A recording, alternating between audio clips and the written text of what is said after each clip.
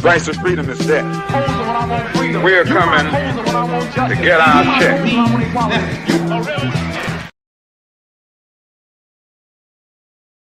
Black first, my brothers and my sisters. Welcome to the Afro Elite YouTube channel. I appreciate every single last one of you all being here with us this evening. We have much to discuss because Donald Trump has been signing executive orders left and right. I think he intends on breaking a record. He wants to break a record for the most executive orders a president can sign in the first 100 days. I believe that's his intent. And he's been doing that. Donald Trump has been doing that. He's been signing a bunch of executive orders, and a lot of people have been panicking about his executive orders. And we're going to get into it because one of the most recent executive orders that he signed was to terminate DEI on the federal level.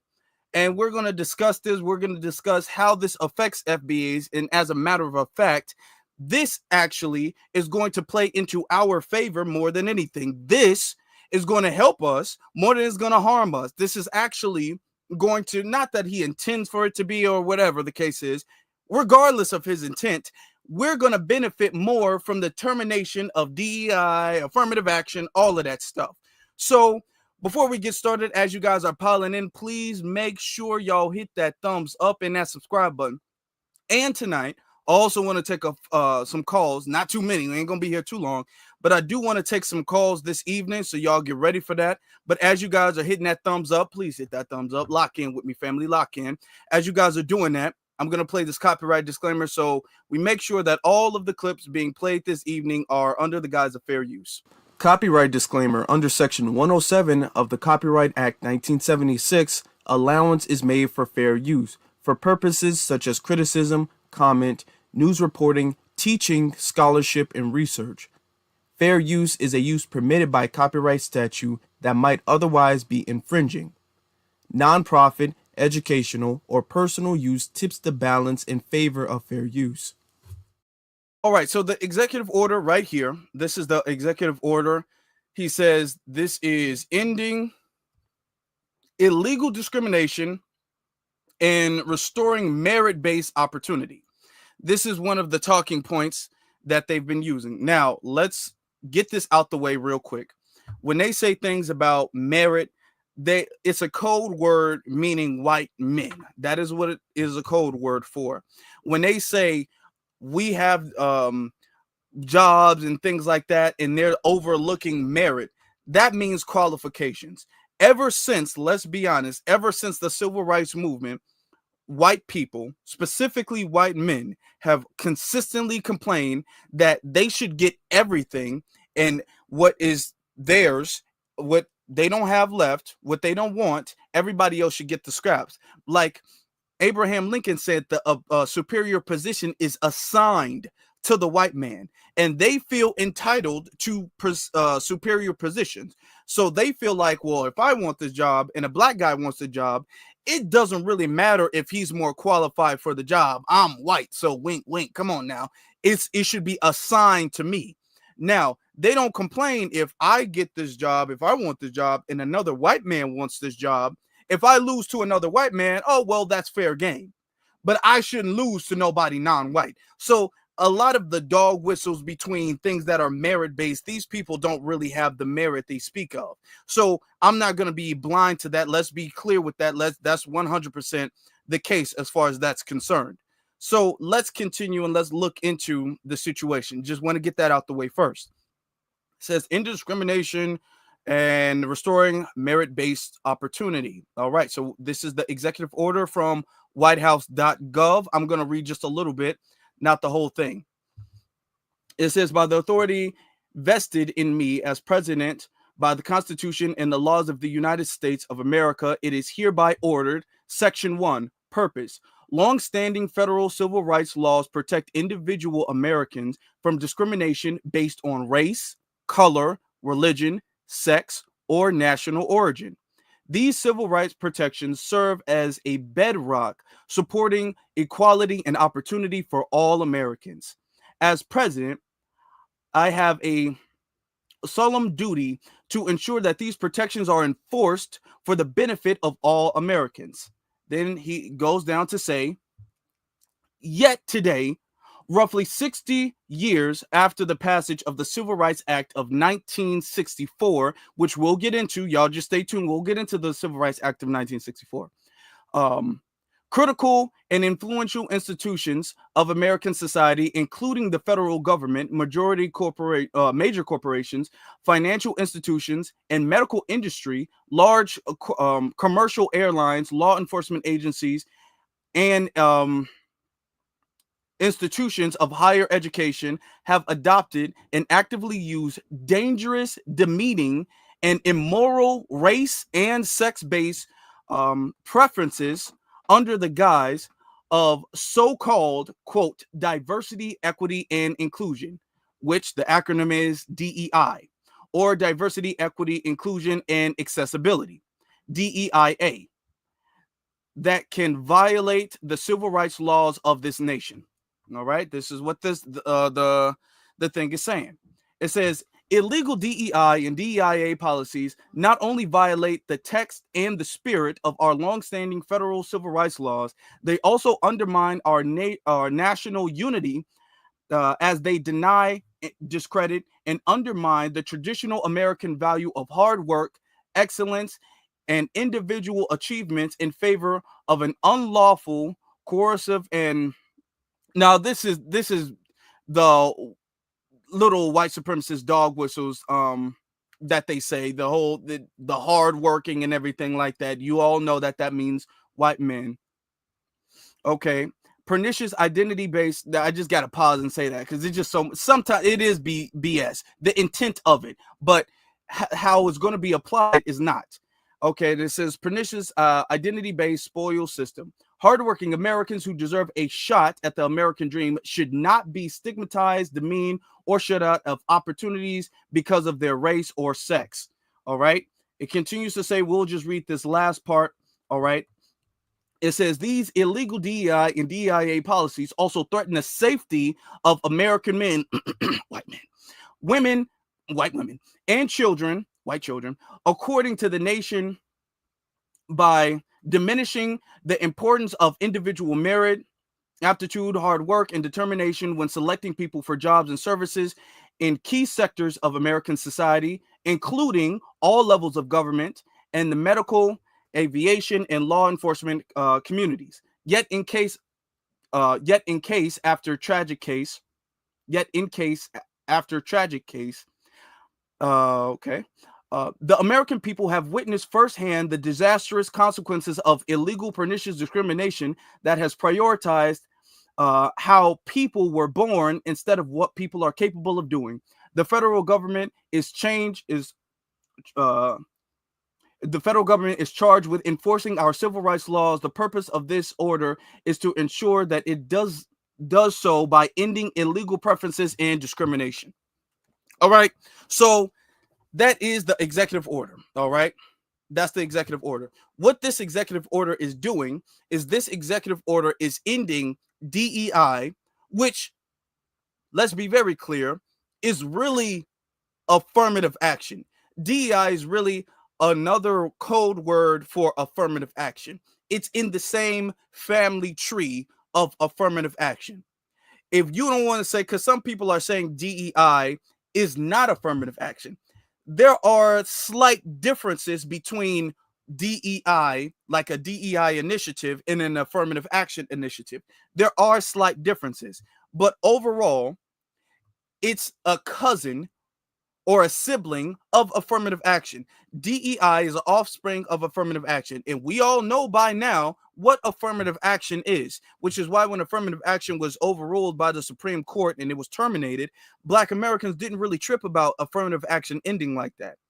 When the Asian American community was all like, we want to get rid of affirmative action because it's not fair. We're not getting into the colleges that we want to get into because of you Black people. And we was like, okay, if y'all gonna get rid of affirmative action, you can if you want to. We ain't gonna stop you, but okay, if you thinking that this is gonna harm us, you're gonna find out the hard way. And they found out the hard way that it wasn't harming us at all. That DEI and all of that stuff, we got filtered to the bottom of that. But this does not stop other people from panicking. Now, to give you guys further explanation about the fact that DEI and all of these things are really offsets. DEI, anything that is inclusive. Diversity, what does diversity mean? Equity, equity among who? Inclusion, including who? All of these vague, ambiguous terms, we have learned for years that that does not benefit us, that actually puts us in the back of the line. So this is why when affirmative action was overruled by the Supreme Court, you didn't see a whole bunch of black people making videos like, oh my God, affirmative action, what are we going to do? You didn't see black people like that, because foundational Black Americans have gotten hip to the game about what affirmative action is. Now they trying to change the word and make it seem like DEI and affirmative action aren't the same thing. They're trying to make it seem as if DEI is the Civil Rights Act. So let me show you guys what the Civil Rights Act actually is. It's a lot of education tonight. I appreciate you guys making sure you guys like tonight's program. So this is what that is. I'm gonna show you guys. Okay. This is what they call Title VII. All right. So it says protection against discrimination and other prohibited practices. So we're going to read a very little bit into this. All right. Okay. It says the laws enforced by EEOC, which is Equal Employment Opportunity Commission, makes it unlawful for federal agencies to discriminate against employees and job applicants based off race, color, religion, sex, national origin, disability, or age. A person who files a complaint or practices or participates in a investigation of a EEO, which is Equal Employment Opportunity complaint, or who opposes employment practice made illegal under any of the laws of EEOC, enforces this protection from retaliation. Okay. It says Title VII of the Civil Rights Act of 1964, which is Title VII. Okay, that's the Civil Rights Act. Civil Rights Act, Title VII. Title VII, Civil Rights Act. Y'all follow me. It says, as amended, protects employees and job applicants from employment discrimination based off race, color, religion, sex, and national origin. Title VII protection covers the full spectrum of employment decisions, including recruitment, selection, termination, and other decisions concerning terms and conditions of employment. All right. So this is what Title VII is. So I want you guys to understand, when they talk about moving civil rights bills and everything like that, when Lyndon B. Johnson signed Title VII, he shortly after signing Title VII, he signed an executive order that enabled affirmative action to be implemented in the federal government. This is what Donald Trump reversed. Donald Trump has reversed Lyndon B. Johnson's executive order of affirmative action in the government. All right. So I want you guys to understand when Dr. King and everybody was doing the civil rights marches and everything like that, and they fought for fair and equitable employment. They fought not to be racially discriminated, and that turned into Title VII. Title VII is still around.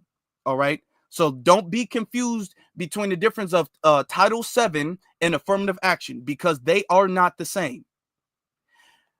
To let you know that even further, I'm going to play this clip, because we've been up on game about what affirmative action really is and all of these inclusive things. So to be honest, even though affirmative action did have the intent to offset all of the years of discrimination that Black people have been facing when it comes to employment, and Black people have been overlooked when it comes to employment, that was the original intent, which was good, which was fine. But the thing is that shortly after that was signed, what they decided to do was like, you know what? If we include everybody and their mama, if we say, okay, well, let's say minorities, women, white women, anytime they say women by itself, that automatically means white 100% of the time.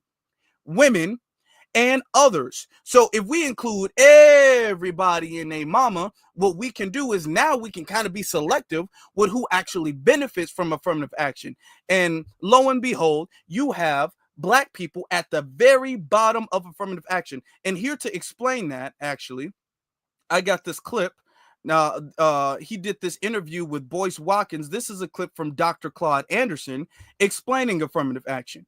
Only non-immigrants. That's why in all these immigration programs, back a little bit. But so black folk are the only non-immigrants. That's why in all these immigration programs, blacks are excluded. You don't get anything out of the immigration program.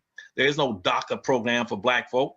The few blacks you got coming in from Haiti, every time they would come in, they put them in prison and ship them right back to Haiti because they're not qualified to be immigrant. And yet you let black folk, let politicians stand up in front of you talking about this is a nation of immigrants. Yes, it is, but not for black people. And that's how they get all these benefits. That's why immigrants can go to can don't have to pay tuition. That's why they got all. That's why Obama gave them $3.5 billion down in Texas just to get them housing, clothing, food, and but then get put a darn penny into Philadelphia, Detroit, and Chicago for black folk. They can get anything because they're immigrants. Immigrants in this country, because of the affirmative action program, they get 5 benefits over black folk from the affirmative action program. Now, just I want to pause it. I want him to cook. I want him to cook. All right. I want him to cook. I just want it to be known that he just said black people are not immigrants. All right. And this is all the way. This is years. This was all the way back in 2018. This was before the term FBA even came up. This is before the term ADOS or anything like that. Dr. Claude Anderson been saying, hey, we're going to have to stop calling ourselves immigrants. And we're going to have to cut all that stuff out. So when we say as foundational Black Americans, we are not immigrants, this is not a new thing just because FBA is a term is popular now. Now we saying we not immigrants when we acknowledged it before. No, Dr. Claude Anderson's been giving us the game about the fact that we not immigrants and we need to delineate from these immigrants because they get stuff that we don't get. They're a part of a community that we are not a part of. And I want him to cook, but I just want to emphasize that point because then he's going to get to the benefits. All right. Any immigrant come to this country, he gets the benefits for being an immigrant. Blacks are not immigrants, so they don't get those benefits. They can't get into those immigration programs. 2, they get classified as a minority.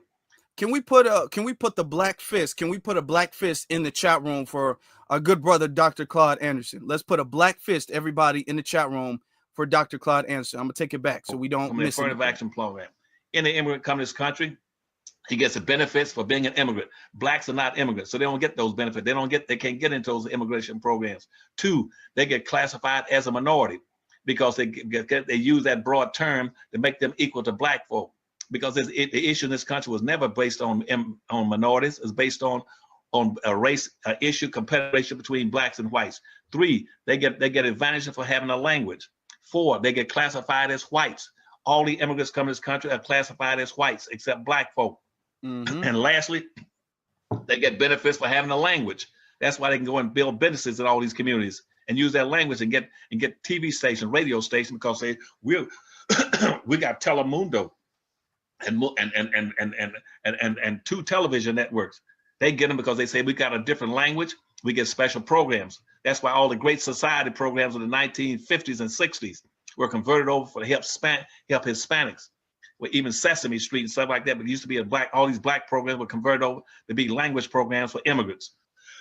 So affirmative action, in concluding, affirmative action now is supposed to be corrective action, correcting something that the system has done specifically to handicap or to depreciate a specific group of people. Mm-hmm. All these people in America, 99% of these people were not in the country when black folk were being handicapped and deprecated and enslaved and Jim Crow segregated. They weren't even here. Now, let me just pause that, okay? Because I think that's very, very important what he just said. And I said this on my last live stream. I said, when they removing Title VII and the birthright citizenship thing and everybody's all like, oh my God, what's going to happen to our babies? And I emphasize, do you all understand how long we've been here? We've been here longer than most of the people in this country today. Most of everybody, including the white folk in this country, came after we've already been here. Do you understand that the only reason that the Homestead Act came about is because the white population in America, they needed to increase their numbers because our numbers was larger than their numbers. We had larger numbers because we had been here on this land before they even got here. And then there were some who came here through the Middle Passage. So we had a large number of people. And they needed a super majority of white people, people who are classified as white. They needed a super majority so they can remain in control. So they invited a whole bunch of Italians over here, Irish over here with the Homestead Act and said, you know what, we're going to integrate you into America and we're going to give you a white classification because they needed those numbers. But what I was saying with that point was the fact that us as foundational Black Americans, we have been on this land far longer than most of these people here. Most of these people here came after, a lot of them really came after the civil rights movement. If we're going to be honest, most of these people in America today, they didn't even start coming until after the 1900s. When you talk to these people, they great grandmother isn't even here. We can go back to our great grandparents. They talk about their grandmothers here. Their grandmother's mother is not even from here. They can't even go back to their great grandmother if they could go back to their great grandmother. Most of these people here, at best, for the majority, they're maybe like third generation Americans. We're like 7th, 8th generation Americans. We're the origin of that. However many generations you can go back to, that's how we can go back. These people about third at best, maybe fourth, depending on some of the, the European ones. So let's be clear about that. And I'm glad he said that because this emphasized what I was saying last week. But I'm going to continue to let him cook. So affirmative action plans never benefited them, Dr. Watkins, but it's supposed to be corrective action. The only other affirmative action program of any consequence besides the United States Constitution, I wrote in 1970. I didn't write the affirmative action plan for minorities and poor folk and people of color, peg leg and one-eyed people. I wrote it for Black people. But within 6 months, it was converted over to use the same concept and techniques they used in the Constitution. They used very broad, ambiguous terms so that so they can hide Black folk and make Black folk invisible. They use broad terms like minorities, poor folk, people of color, multicultural, diversity. Those terms. Did y'all hear that? He said diversity. Let me take it back. Did you hear that? I want you to understand Dr. Clyde Anderson was saying this is before DEI was ever even a term. When Dr. Clyde Anderson did this video, when he did this interview, DEI was not a term. That wasn't a popular term back then. We were still on the affirmative action thing. So he was telling us, hey, diversity, that's one of those trigger words. So as foundational Black Americans, we've kind of learned and we've upgraded how we see certain words as flag words. So that's why when we see words like people of color, we like, nah, red flag. When we see minority, red flag. We see disenfranchised community, red flag. We not doing that, okay? And the word diversity, he was saying, and this was all the way back before DEI was ever even a term. He was saying that the word diversity also needs to be a red flag too. The same with minority, the same with diversity, the same with people of color, the same with Black and brown and Black and whoever. This is the same with all of that. All right. Are used to smother and hide and make Black folk be African American. That's another one. Yep, the same with that one too. Immigrant. That's another one. So nobody see how they continue being screwed over and denied resources. Any Black person that use those terms would be outside of the Me Too, Us Too movement. We're not going for that. And we're going to shut all that stuff, shut all those things down. So I appreciate knowing that affirmative action is something that will lead to reparations. Everybody's gotten reparations but Black folk, and everybody's gotten affirmative action advantages but Black folk. Yep. That's what he was saying. All right. So he's been putting us on game about affirmative action. All of this stuff, inner city, things that don't exclusively apply to Foundation Black American, which is why the term Foundation Black American is so important and powerful, because nobody else can crowbar their way into it. Now, I'm personally, this is just me. I don't like to major on the minors. There's a lot of people who prefer other terms. I'll tell you why, in my opinion, Foundational Black American is the best term to describe our lineage, because when you have all these other terms, not that I'm saying we can't or even shouldn't use them, we should, okay? We should use all of these terms, but the reason why FBA, Foundational Black American, is the best term is because with the three words, Foundational Black American, that puts a block and a barrier on all aspects of everything. Okay, when you say foundational, that gives us a time stamp on this land. Okay, and it roots us into the country. Black, that roots us into our racial category, because we can't. Well, hold on, my family came with on the Mayflower or whatever, so I'm an FBA. But nope, you're not black, so that blocks that part out. We're here. So we're in the foundation of this country, and we are American. So that separates us from any immigrants who came here, which most of them did after the country had already been built. Most of these people did not come until really the 1900s, if we're going to be very honest. All right. So that term blocks any route that anybody would be able to take to try to crowbar their community into our community. All right. So that's why I have that stance on that. Now, that doesn't stop a lot of people from tripping out about the end of affirmative action. A lot of people like, oh my God, affirmative action is ending. Now I'm going to show y'all some of this stuff. Look at this. Donald Trump gave every company in America cover to basically say screw diversity by signing these executive orders, essentially ending DEI on the federal level, closing down offices, and also laying off employees, putting them on paid leave, hoping to send a message to the private sector that they too can get rid of diversity, equity, and inclusion. The big question, of course, is are they listening? And look no further than the front row of the inauguration. Standing front and center at the inauguration is Jeff Bezos, the executive chair of Amazon and the owner of the Washington Post. The Post just published this about Amazon and diversity. Apparently, Amazon scrubbed sections like equity for Black people and LGBTQ plus rights. Also, they scrubbed the term transgender. This is all coming from the Washington Post that's owned by Jeff Bezos. And now let's go back to the.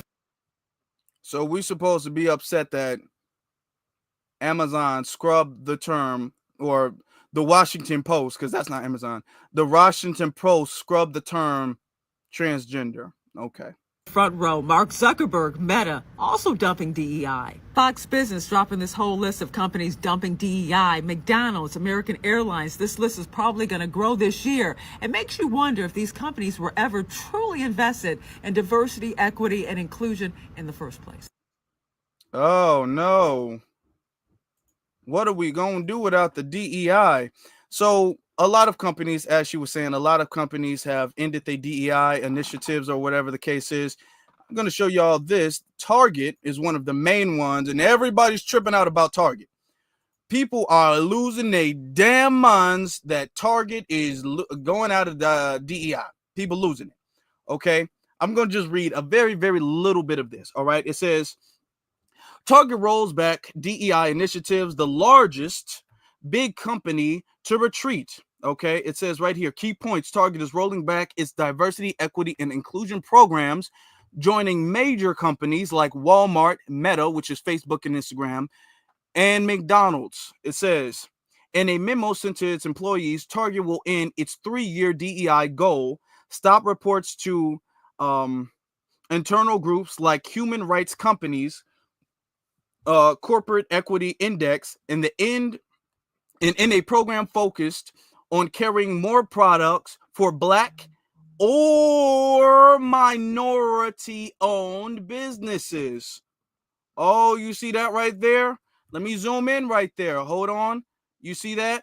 Black or minority, which means everybody and their mama, okay?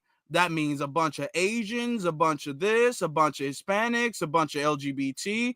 It says, In prior years, Target has said the murder of George Floyd in the company's hometown in Minneapolis motivated it to strengthen its DEI programs.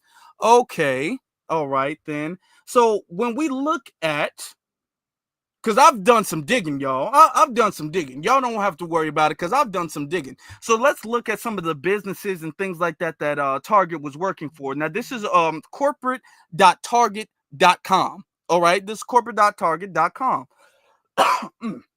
So looking down, these are some of the suppliers that they list, you know what I'm saying? And that's cool. Some of them have black suppliers, all that stuff, and they're doing business with it. So let's look down at some of the businesses that they're working with. Okay, some of the corporations. It says right here, our partnerships extend beyond our product. Suppliers help us shape the Target experience on many levels, from general contracting, building, or store, or to professional, providing technology support and much more. And we work with a variety of national organization programs and initiatives in communities across the country and create events of our own to uplift brands and businesses. We hold long-standing partnership with Thomas Harmon and Taylor Bros Construction Corporation, Brenda Corey from Corton, that this is some type of foreign Asian name, Corton Damser Construction. They just named two black-owned businesses that each have built multiple Target stores, Leela Hall and Latina-owned Knock, okay, who helps create our in-store marketing, among many others. So let's look at some of the main groups that Target works with, okay? We partner with the following national groups and more to further our initiatives to help us develop diverse supplier relations, okay? It says disability, okay? So these are any and everybody with disabilities, okay? So that's number one. That's at the top of their list. It says National Gay and Lesbian Chamber of Commerce, okay? So number two at the top of the list is National Gay and Lesbian Chamber of Commerce that Target got. Okay, number three, let's see, National Minority Supplier Development Council.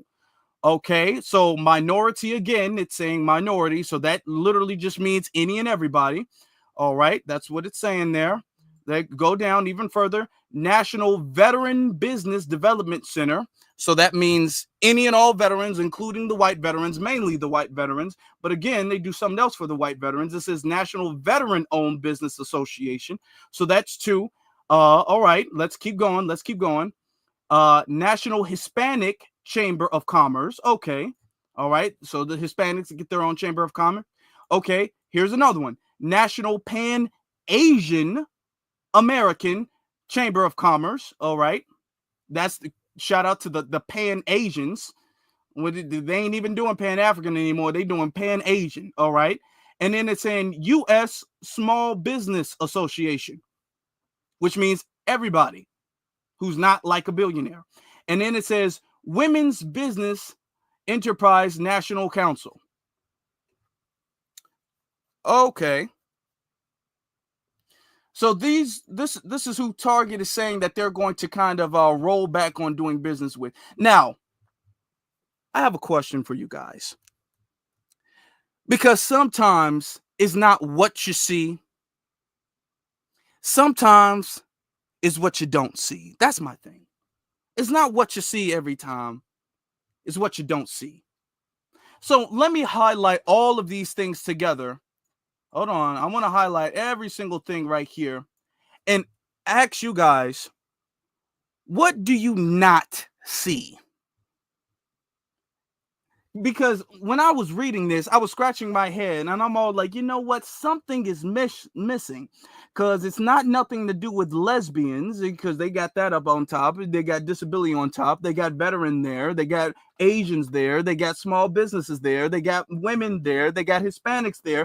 What is missing in this thing that Target is doing all this business with? Oh, you guys are in the chat room. Y'all correct. Y'all don't see no black organization in here. You don't see the word black. There's not the word BLACK in this thing at all. It's damn sure not no lineage based anything. But the word black ain't even on here. Target wasn't even really doing business with black folk like that. If we're gonna be honest, this is on their website. This ain't on Fox. This ain't on CNN. This ain't on any of these other news channels who might have gotten it wrong. This is Fox directly. This is Fox. This is Target directly giving you the list of all of the corporations and businesses that they are proud to do business with. Now, we may be included in the word minority, but then again, we may not. But let me ask you this question. Are Asians not a minority? Are Hispanics not a minority? So why do Hispanics get their own thing and Asians get their own thing, but we got to share everything? So, because some people might be like, no, we in the minority one. Why do we got to be in the one where we share everything, but Hispanics get one by themselves and Asians get one by themselves? While people sitting up there tripping out about Target. People, I mean, they tripping. They bugging out about Target. And let me say this. Why I think that Target is doing this, because if we're going to be very honest, Target has been rolling back on its DEI initiatives since last year. A lot of people miss that. Target's been kind of stepping back because Target made one really big mistake a couple years ago. Because you know how Target helps everybody else but black people. Target, when you go Black History Month and you go to Target, you don't see nothing there. There's nothing there.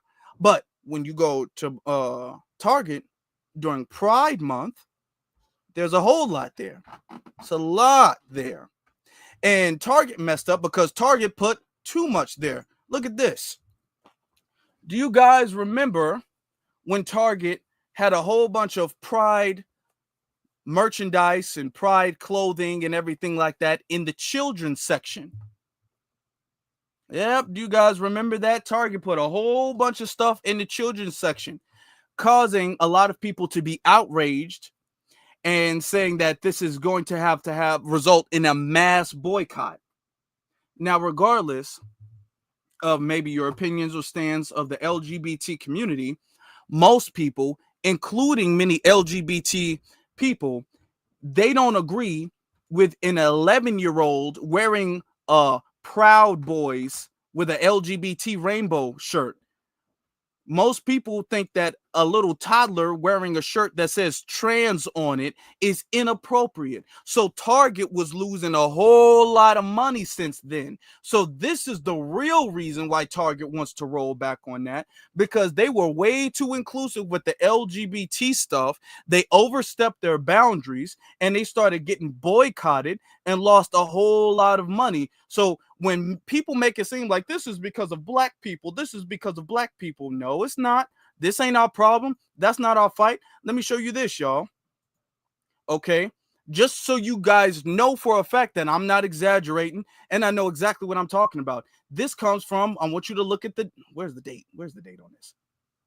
Oh, look at the date right here. This comes from June 2023. This was a couple years ago when Target made that thing.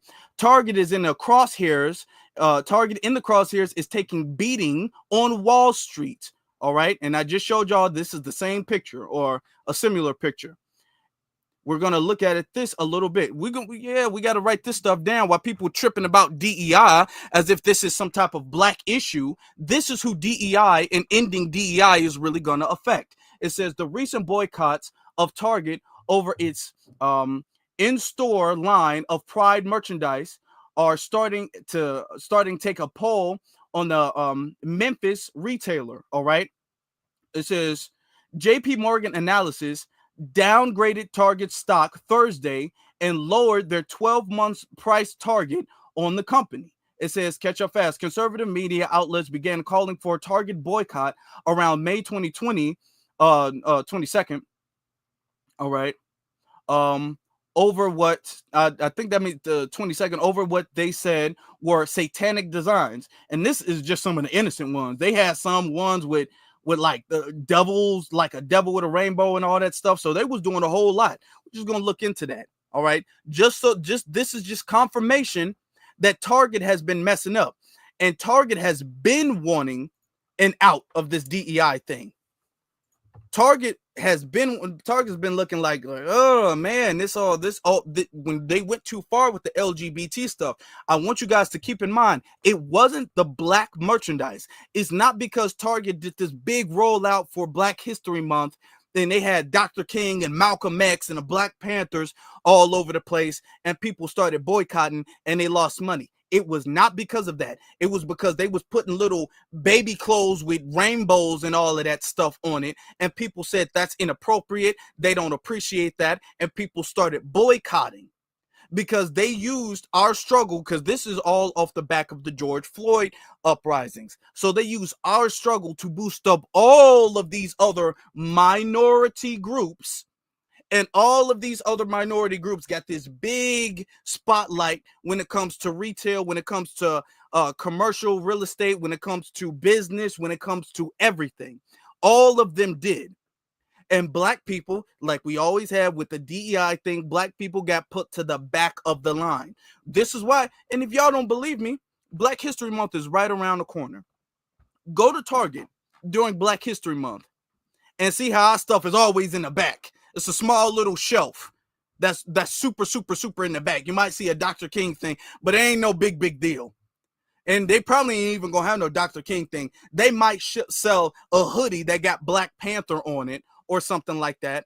Or maybe Falcon, the Marvel character. They might sell that, but it ain't gonna be no big deal. Then just take a picture. Just keep that in mind. Just to be like, okay, this is what they're doing with Black History Month. Then what I want you to do is go back to Target during Pride Month and see rainbows all over the place, and all of the rainbow stuff is all up in front and everything like that. Just see how everything's so colorful, like this is some type of Super Mario world and everything. Just notice that. Notice the difference, okay? While you thinking that DEI is gonna push us back, we already been in the back. DEI has only helped other people leapfrog us. So let's be clear. When Target is doing this, I'm not going to have no issue with it. It's not like Target was my favorite store anyway, but Target wasn't sitting up here benefiting us.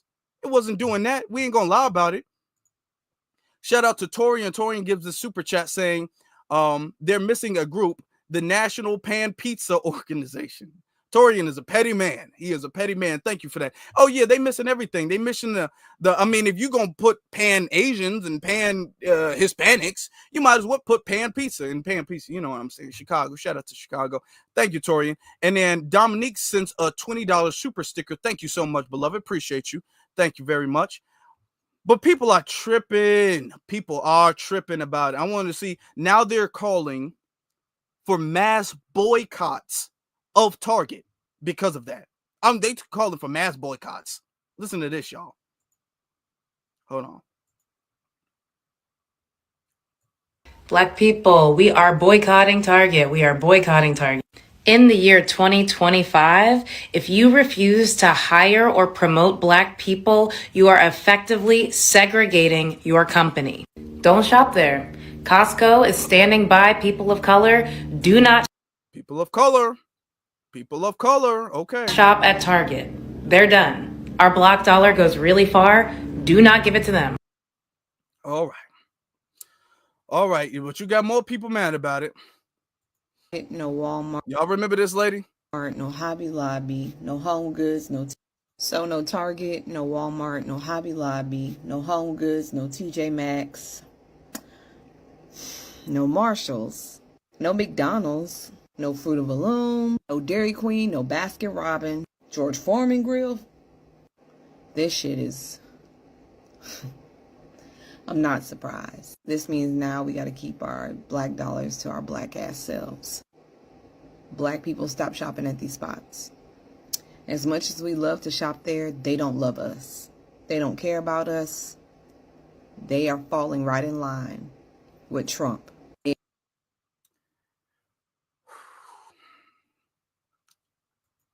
Maybe it's just me. Maybe.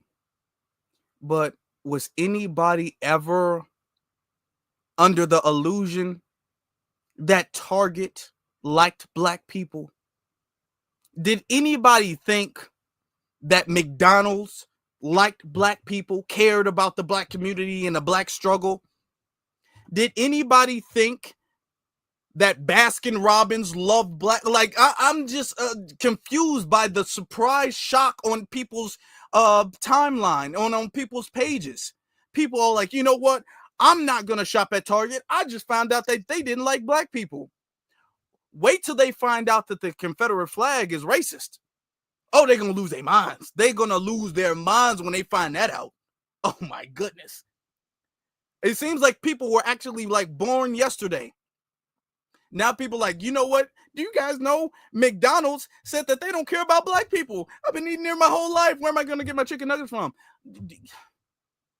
Are we really like this? I know you guys love it, but they don't like black people. Who is that news to? She's making it seem like this is some type of breaking news. We know that these companies don't like black people, and I can guarantee you the companies that probably have not rolled back on their DEI initiatives also do not like black people.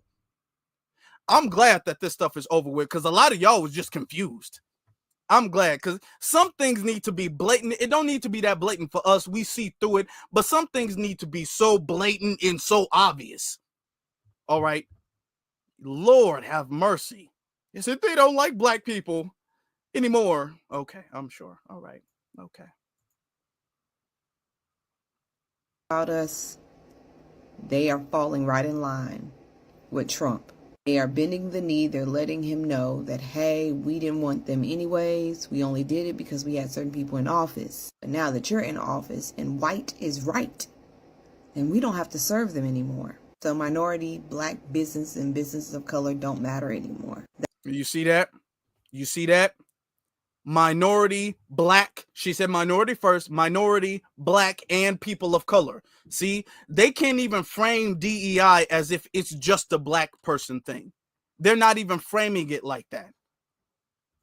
That means we need to start trading with each other. We need to start purchasing with each other. If anybody has a list of black-owned businesses that do the same things these hoes do, let me know. I will post it. But we need to start keeping our black dollars to ourselves. Put them hoes in a mattress. I don't know. Yeah, we've been needed to do that. If it took the end of DEI for us to get that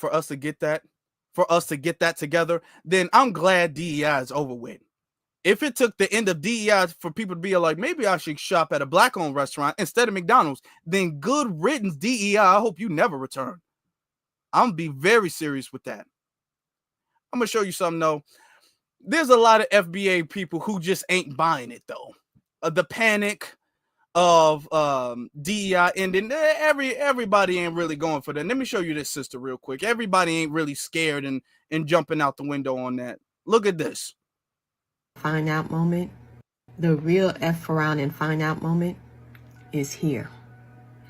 A lot of people are looking at the black community thinking that we are the recipients and benefactors of DEI programs and affirmative action programs. And I know affirmative action is no longer, but whenever they hear the term DEI or they hear the term affirmative action, they look to the black community thinking that we are the benefactor. Now, here's some information for you. The number one recipient of DEI are white women. That is according to the U.S. Department of Labor. And others fall under that group, under the minority group, the ethnic minority. Number one recipient under that group are Latino and Hispanic Americans. Number two are Asian Americans.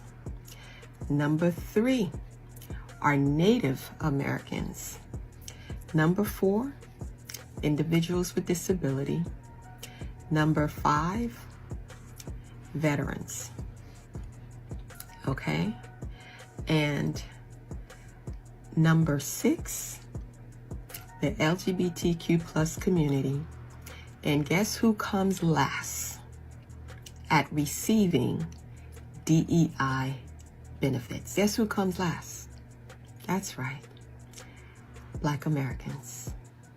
Black people. Let me also say, you can do a Google search and you will see the primary benefactors of DEI programs are not only white women, but white men, white male CEOs. Those are the ones who have benefited the most from DEI initiative programs. Yep. Let me show y'all this. Well, because what Trump had did is Trump has signed an executive order that ends the affirmative action, that ends the other executive order, that rescinds the executive order of affirmative action when it comes to federal contracts. But when you actually look at the statistics, brothers and sisters, ladies and gentlemen, do you guys see? Now, this is coming from Chief Diversity Officer Race. This is coming from them. This is confirmed information. The solid majority, close to 80% of the DEI and all of the federal contracts and everything like that go to white people. Okay. Then under that goes to about 8% Hispanic, and then about 7% Asian. Now, we make up a much larger population in America than Asians do, but it don't matter. They get more than we do. Then 3.4% unknown. And then 3.8% is black or black American. So we don't even get the unknown people. Unknown people get to leapfrog black people. So this is also backing up what the sister just said, that we always at the bottom. This is what she just said. This is what Dr. Claude Anderson just said. We always at the bottom. Now, it could mean unknown, could mean LGBT. But there's a whole bunch of that in the white community. And then after that is American Indian and Alaska Native, who don't make up nearly as big of a population, nor do they try to file federal contracts like that anyway.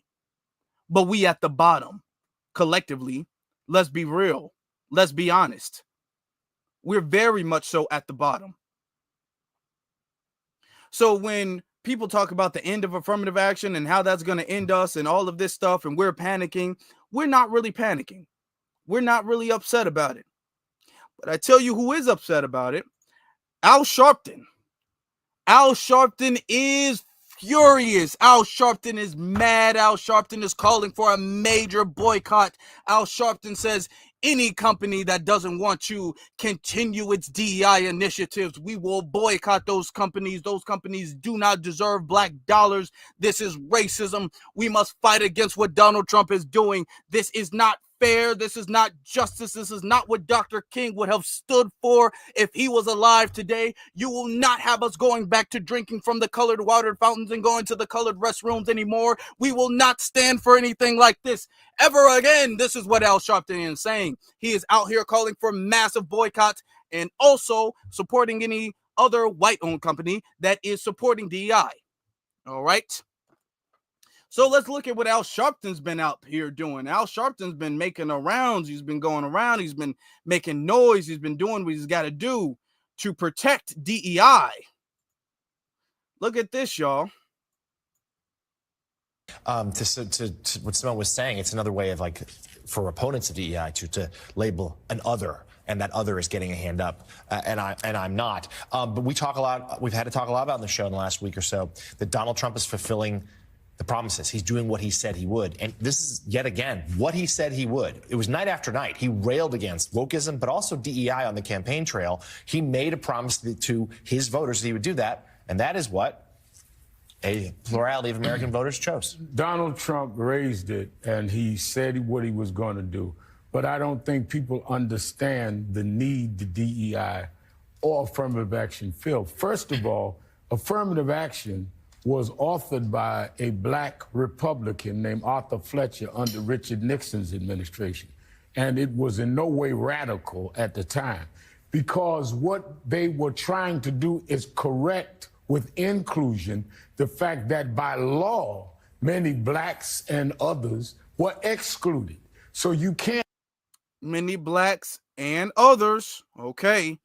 Just notice that blacks and others were excluded. All right. Let's say you want a merit system when we were excluded from bringing our merit to the table. So you were trying to repair that damage. So when you see corporations now that are saying we'll stop DEI, they're not even defining what that is, because many of them never had blacks, never had women, never had gays there. And many of them never had blacks, never had women, never had gays. Okay. Many of these corporations never had women. These were all white, heterosexual, white male corporations before affirmative action. And then let me ask you this question. I don't want to get too inappropriate here, but how do you know somebody isn't gay? Really? How do you know somebody isn't? Do they do? I don't know. I don't even want to figure that out. But how do you know that they didn't have gays there? How do you know that? Okay, all right. But this is who Al Sharpton is fighting for. Never had blacks, never had women, never had gays. Okay, so he fighting for everybody and their mama. So anybody all like DEI is black? No, it ain't. No, it ain't. Al Sharpton ain't even saying is black. That's why some of us are saying we need to then not. You don't want diversity, then you shouldn't have diversity in your consumers. We'll boycott it. But we'll support others. We're leading a group. I'm going to Costco tomorrow, bring 100 of my members to shop with those that understand it. Because we need to be able to say to Trump, this is not up to you. You can't tell us where we spend our money. And Donald Trump, I used to go and meet with Donald Trump, try to argue back and forth different cases. I've never seen diversity in Trump Towers. Show me where his top black executive is. Nobody even got subpoenaed in 4 of his trials that were black. So for him to be talking about diversity is like me talking about being a Rockette next Christmas season. And yet, Matt. Oh, but he was serious. Oh, but he was serious. When he said he was going to shop at Costco's, when he said he was going to support Costco's, he was serious. He wasn't playing. Y'all listen to this. Corporations came forward and said, we're going to do diversity. We're going to do this because race needs to be dealt with.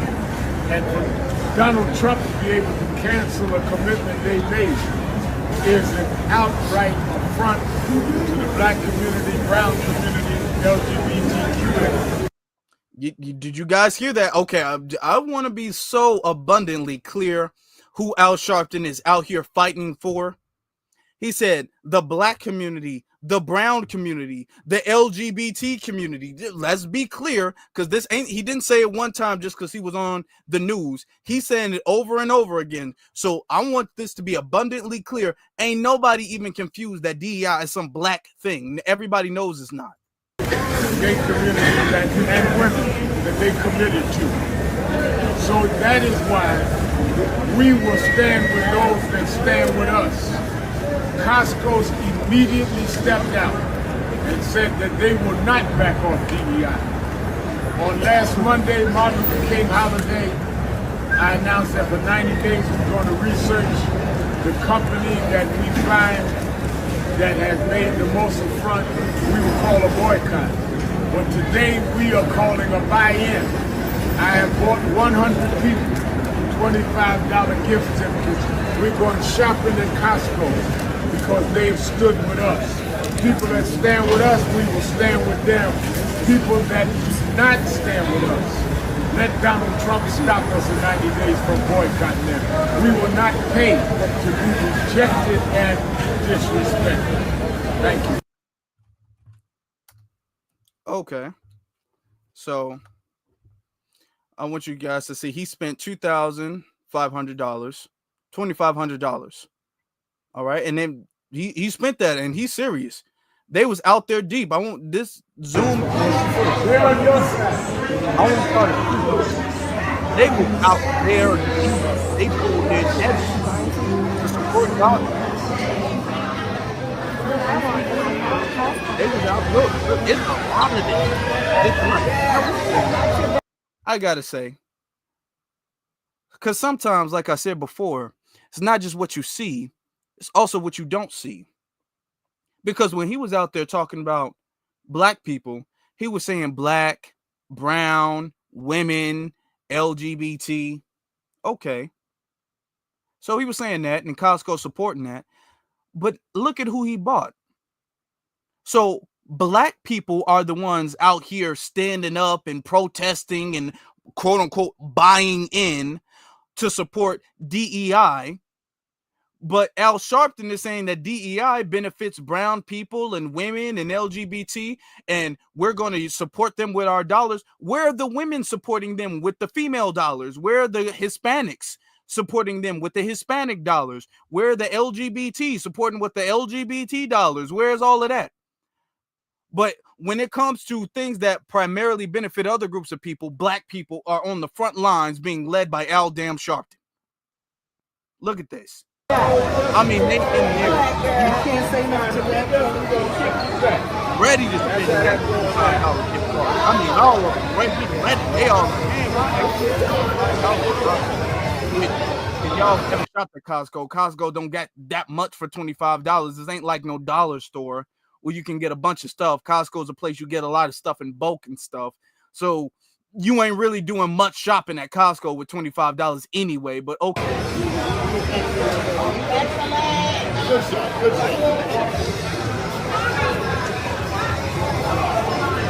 Okay, they put it in that $25 at Costco.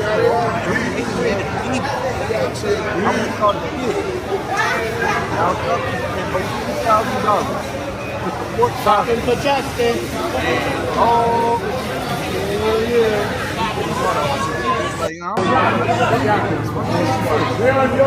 Supporting Costco.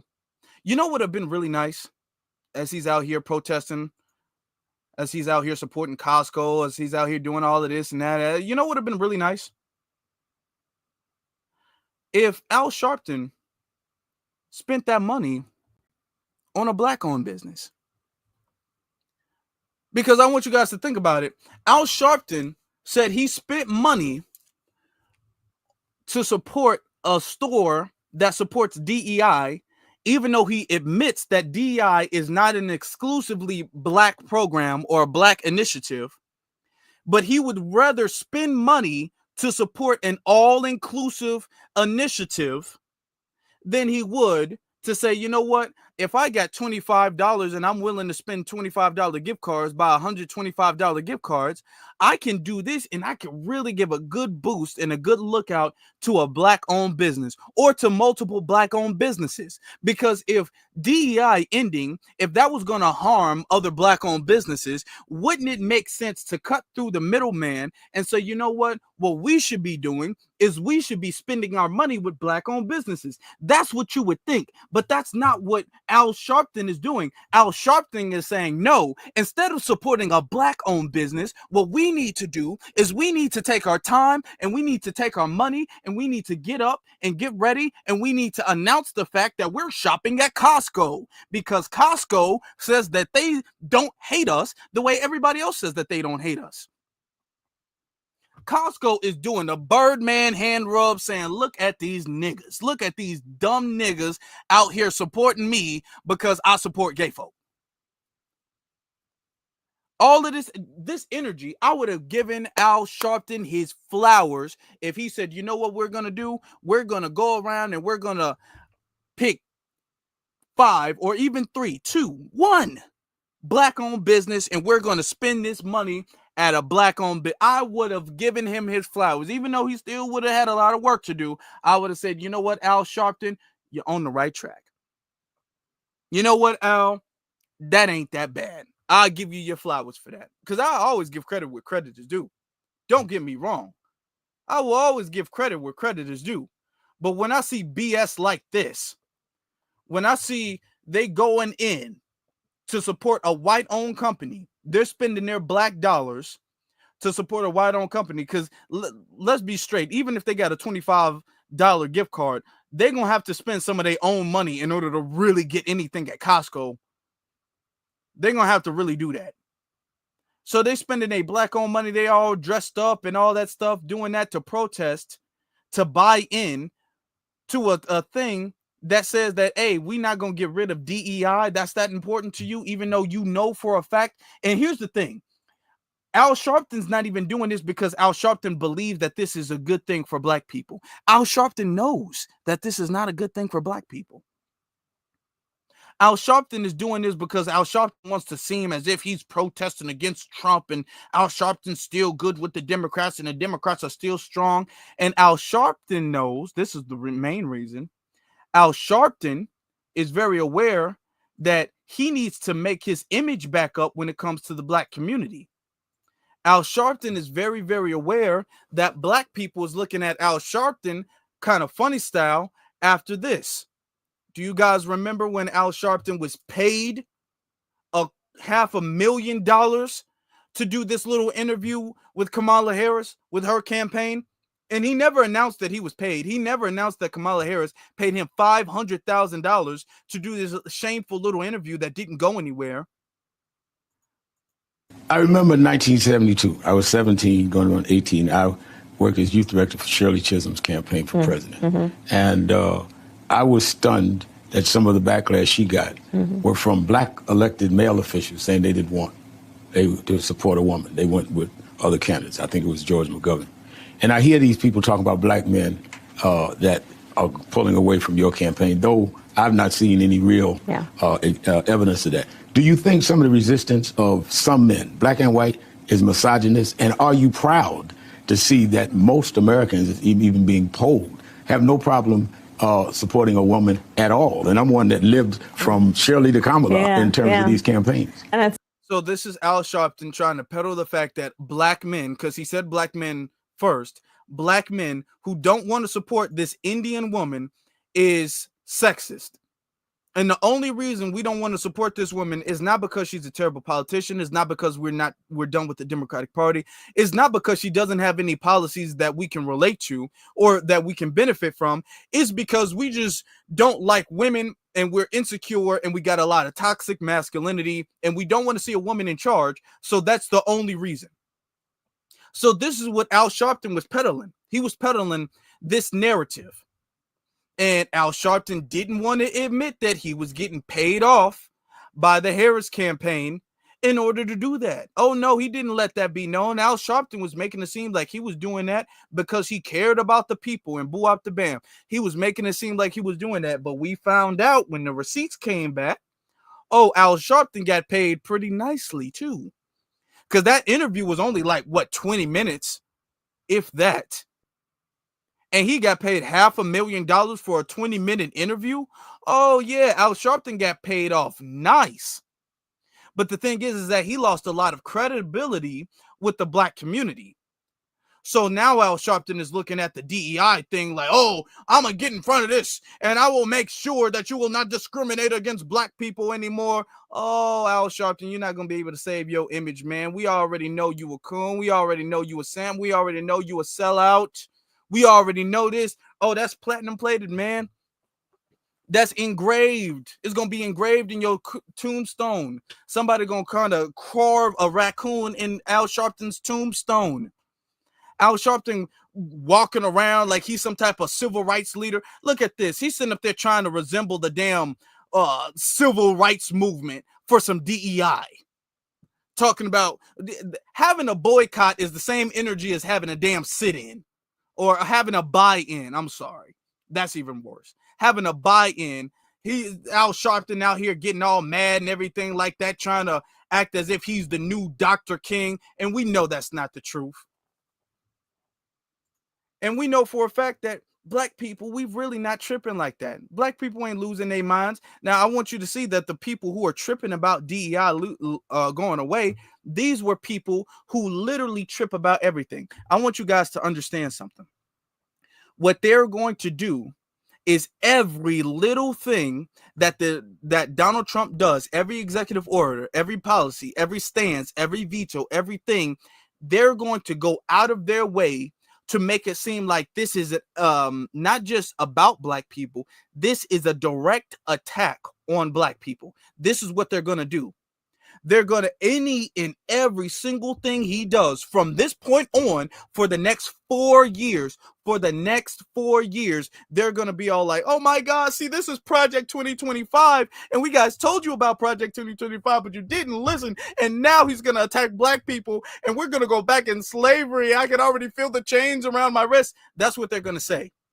That's what they're going to say the whole time. They're going to blow everything up out of proportion. Everything's going to be embellished. Everything's going to be blown up.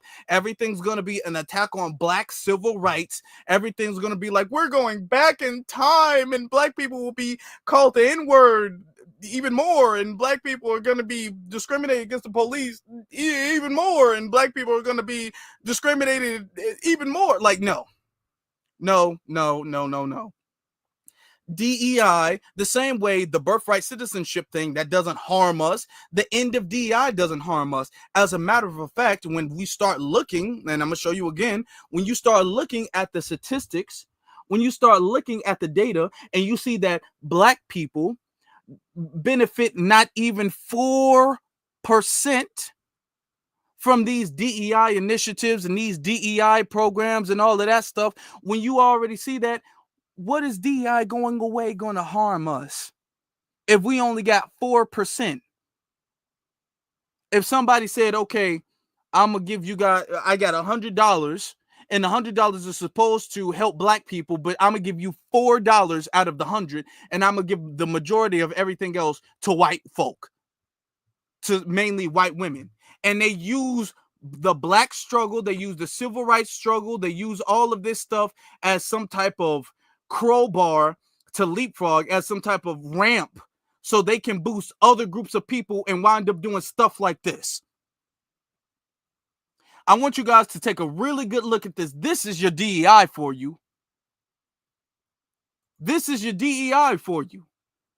So when people talk about, oh my God, DEI is going away and we don't know what we're going to do, and if Donald Trump takes DEI, we're going to be discriminated openly again. This is your DEI. This is what DEI has been doing for the last 4 years after the George Floyd situation, after the George Floyd uprisings and everything like that, where Target was discriminating against black folk then. So the fact that anybody's surprised about Target not liking black people is just beyond me, honestly. That is just beyond me, for real. But this is what DEI is. Now, let me ask y'all in the chat room, are y'all scared or afraid that this is going away? Do y'all think that this going away is going to be some type of big issue? Because I don't. I'm prepared to see less of this stuff affecting the children. I definitely, yeah.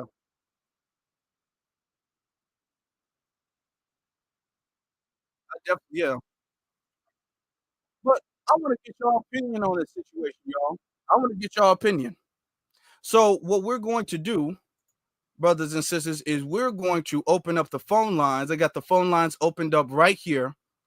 The number is 949-381-0044. That is 949-381-0044. And I want you guys to call in, and I want to give the opinion of all of you brothers and sisters, and I want you guys to tell me how you guys feel about the end of DEI. Just tell me how you feel about the end of DEI. I want to know how you guys feel about that. Do you feel like DEI is going to set us back? Do you feel like we're eventually, because of all of these executive orders? Now, I want you guys to keep this in mind. All right. When I said it the first time, I want you guys to keep this in mind. This is not the end of Title VII. This does not mean that Donald Trump is going to be able to sit up there and sign some executive order that says, if you walk into a company, which is what a lot of people are thinking, if you walk into a company, they can be all like, oh yeah, we don't hire Negroes. You got to leave. That's what it was before Title VII. But after Dr. King and the Civil Rights Movement and Title VII, the Civil Rights Act of 1964, they were not allowed to do it. They still do it, but it's not legal, but they still do it. All right. So let's not be confused that racial discrimination is over with. They still do it. It's just not legal. But we got some callers on the line. So let's get to the callers real quick. Caller from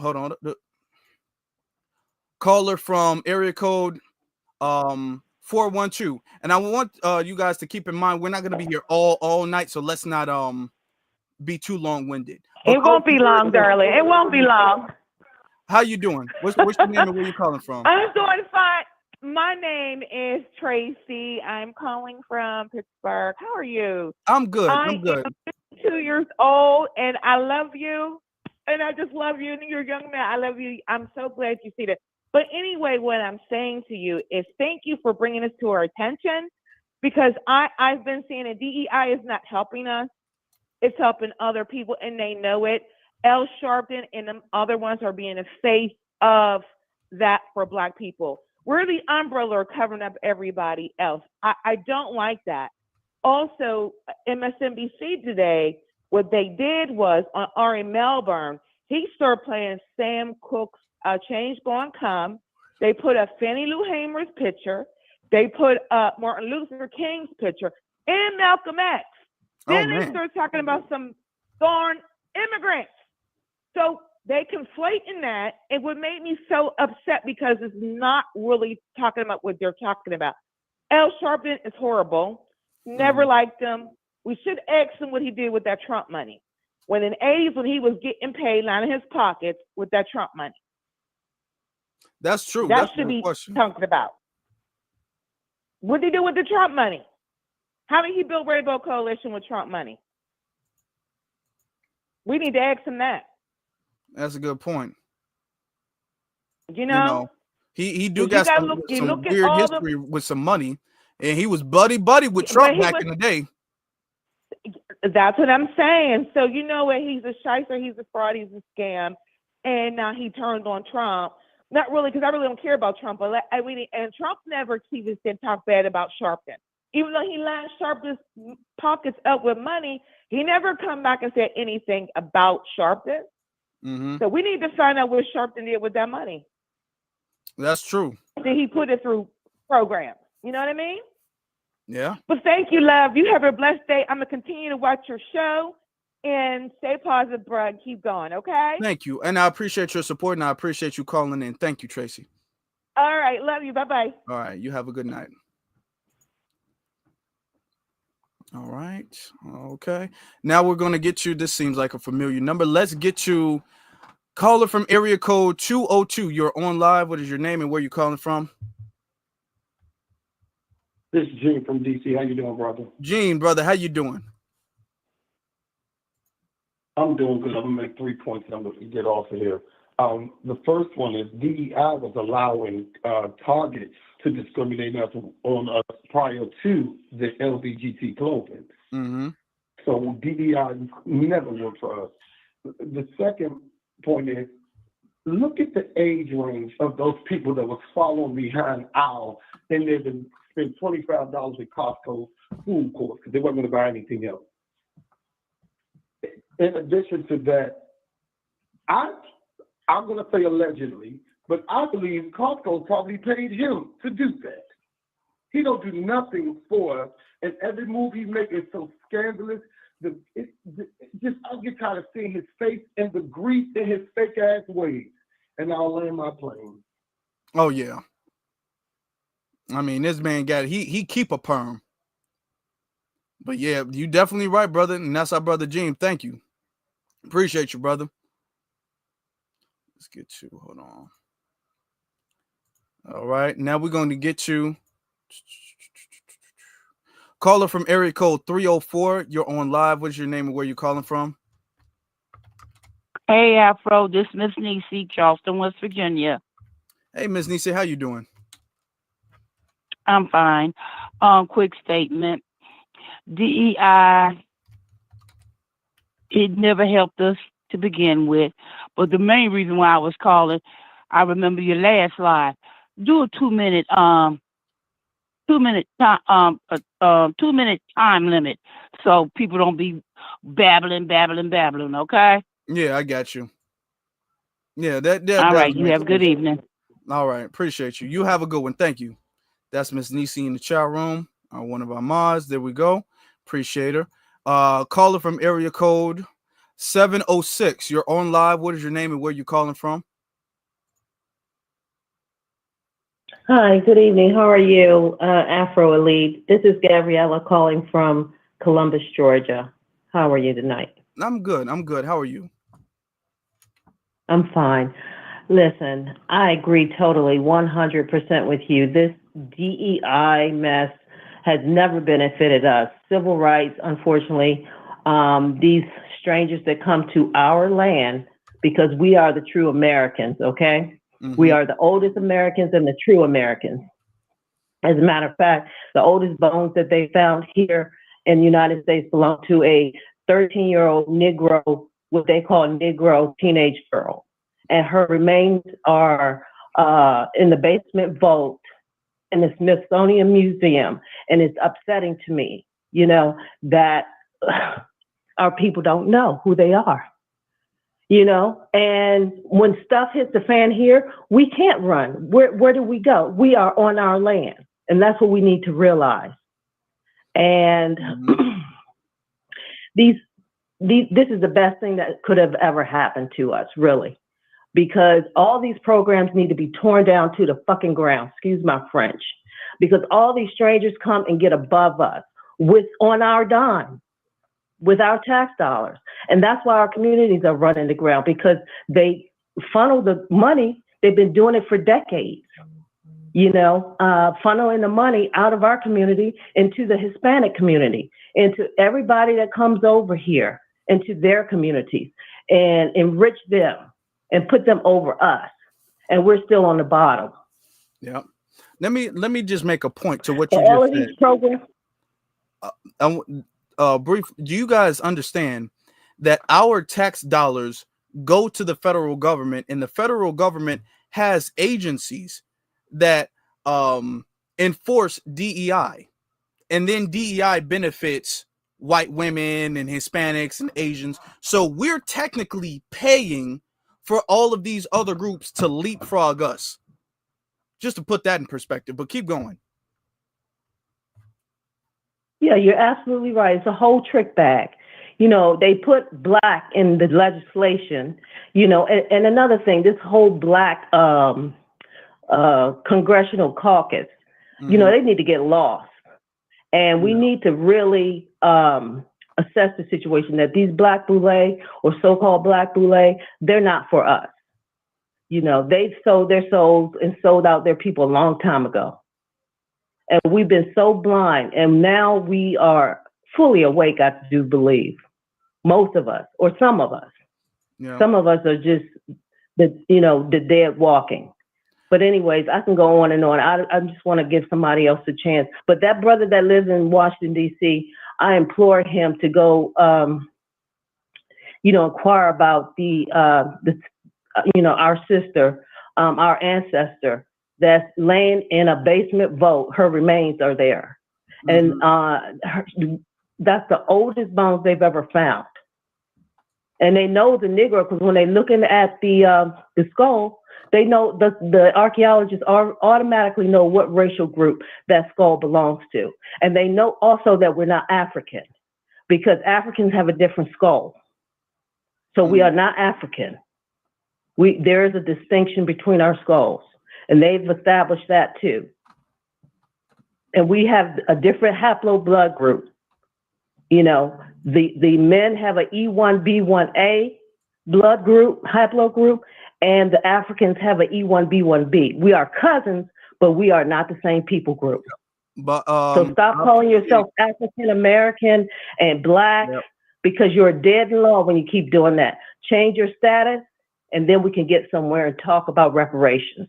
But as long as you are identifying yourself as black, you are considered dead in law, according to Black Law Dictionary. And you don't exist. Thank you. I appreciate your call. All right. All right. Okay. Take care. Thank you. You too. All right. I appreciate y'all super chats. I will get to y'all super chats. I'm not gonna forget. I will get to y'all super chats. We're next call. Appreciate y'all patience too. The callers appreciate that. Caller from area code 440. You're on live. What is your name and where are you calling from? Hello, Afro Elite. Can you hear me? I can hear you. Yeah. Yes. Yes. I'm just gonna make it quick. Where's I'm your name glad and where you you're calling get a. from? What is your name and where you're calling from? Yeah. Hold on one second. Yeah. Let's see. Hold on one second. I'm sorry. Yeah. I think you hear me better now. I agree with you, and I'm glad you put out the pie graph chart. Real quick. What is your name and where you're calling from? Oh yeah. I'm sorry. I'm Jay from Ohio, Northeast Ohio. Okay. What's on your mind? Okay. Yeah. I agree with you saying. I'm glad you gave the pie chart graph to show the breakdown because the DEI hollered, like you said, only 4%. I didn't even know that. It's like BLM, Black Lives Matter, because 1 year they collected $90 million in a year, $300 million overall. Only a $500 check went to the Michael Brown family from reports. Mm-hmm. Affirmative action was, as we know, affirmative action was watered down by getting when they put gender and race in it, like non-Black women, gays, and even white people with disabilities. They can say they're a minority too, so it was very much watered down as well. Only thing that's pretty much was authentic was the 13th, 14th, and 15th Amendment. But like I said, they didn't follow their laws. They did grandfather clauses and black codes and Jim Crow and apartheid and stuff like that. So, DEI it's a big front. You put it as a front for just like BLM, put it as a big front with a black face on it. But behind the scenes, it has very little, meaning, to, the Black culture. You know what I'm saying? It gives, very little access to resources from reports. So, I'm with you on that. Yep. Hey, I appreciate that, and that's true. That's very true. Which is why when they leave, to be honest, this is going to be a great opportunity for us. And I appreciate you, brother. I appreciate your call. Yeah, you too. Yeah, have a good day. You too. Family, this is going to be a great opportunity for us. Let's clear the board of all of these advantages and all of this preferential treatment that all of these people who do not deserve it receive. How are white women benefiting from DEI because of Black discrimination when they were also slave owners? People, when we have this image of slavery, and I'm not going to take up too much time, but when we have this image of slavery and slave catchers and all that stuff, we think of a white man with the cowboy hat out there with a thick Southern accent whipping black folk in a plantation. We, because the media has programmed us not to imagine white women also owning slaves, but they did, and a lot of them did. All right. So that's the truth, and yet they get affirmative action benefits and DEI benefits. So no, all that stuff needs to go.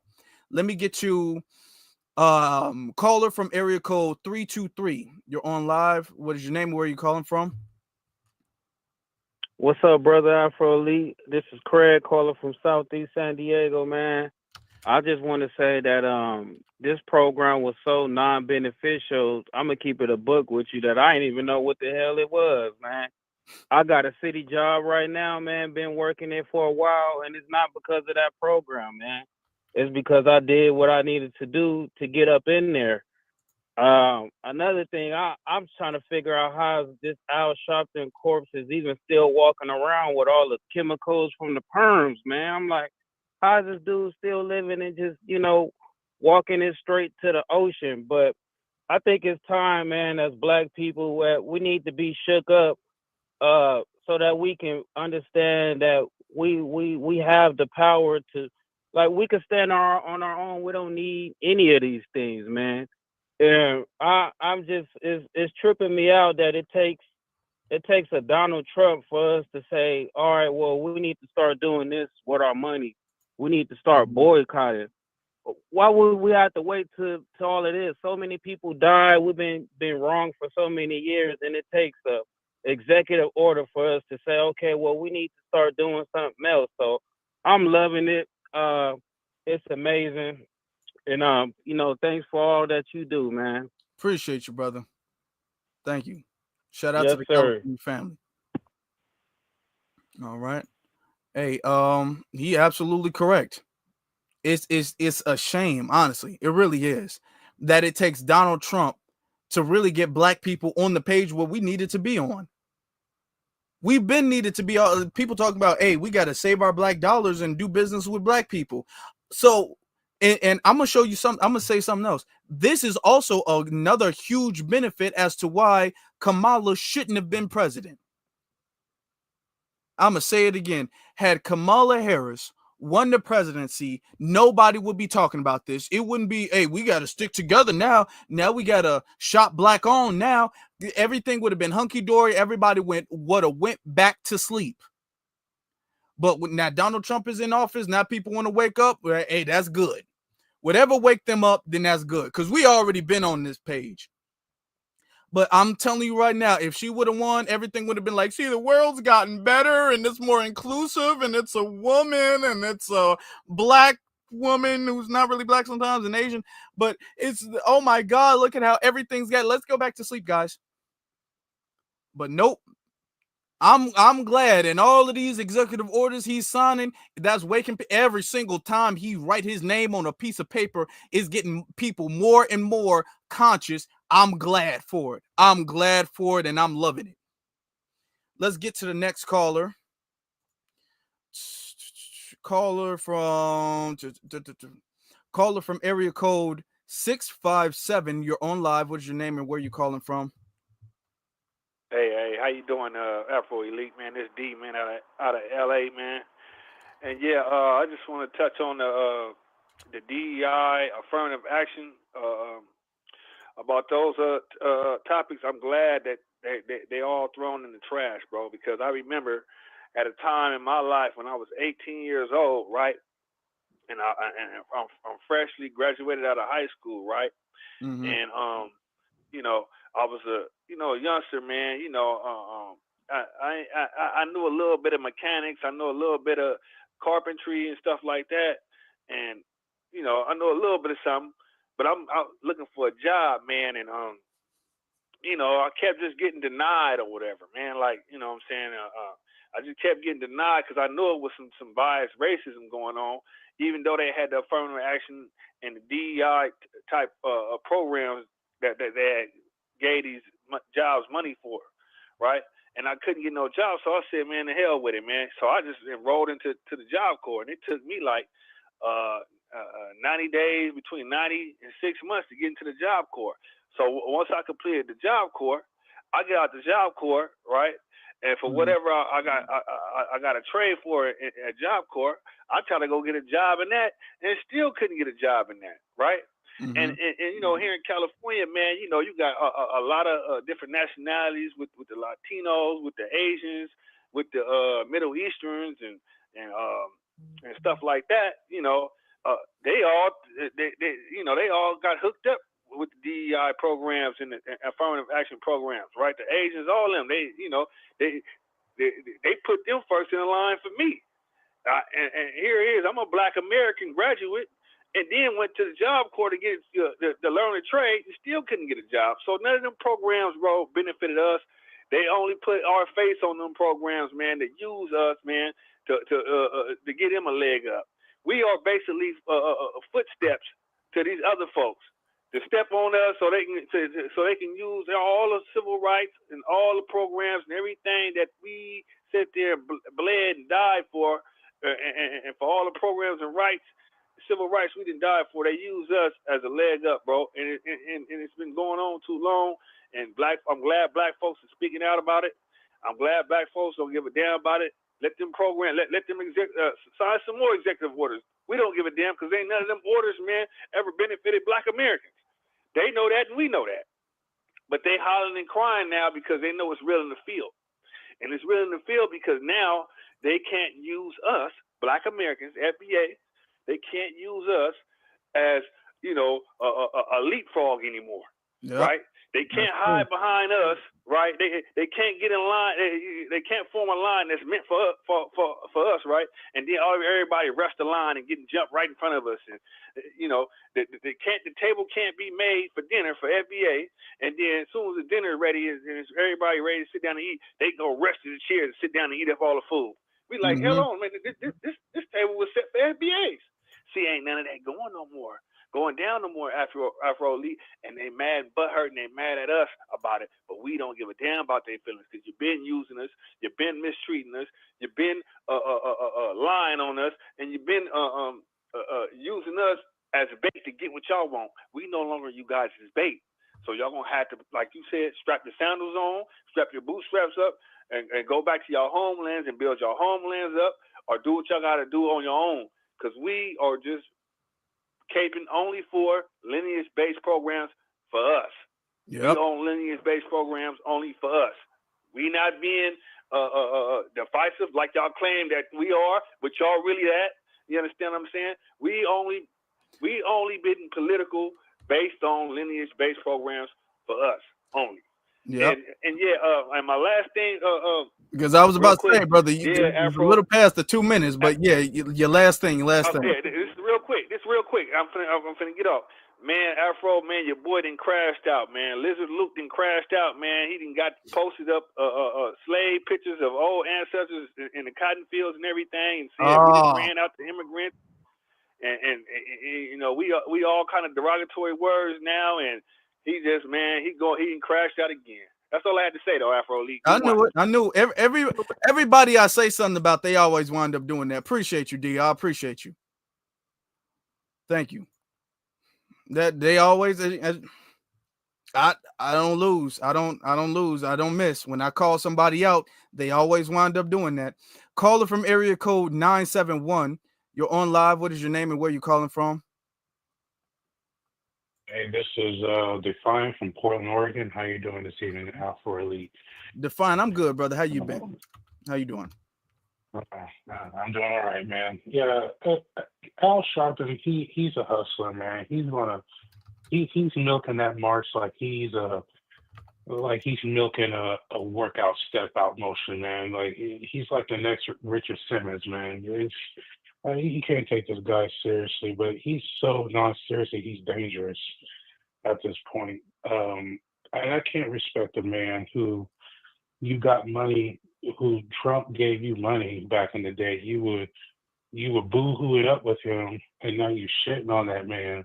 That man said nothing bad about you, good or bad, right or wrong. You may not like that man, but if you truly didn't like that man, you didn't have to take that man's money. So that man has ethic questions, and this man makes his money off of black suffering. So he's really trying to reel us back in with going backwards, and we're just not here for that. And he's a sleazy dude, and we're not just saying that. He has a record. He has a track record going all the way back when he was debating Roy Ayers on the TV show. So he's milking this he's trying to bring that facade. He wants to be the Martin Luther King light.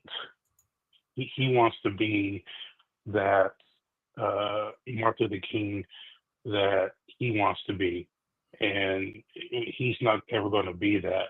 And unfortunately, people are afraid to really call him out.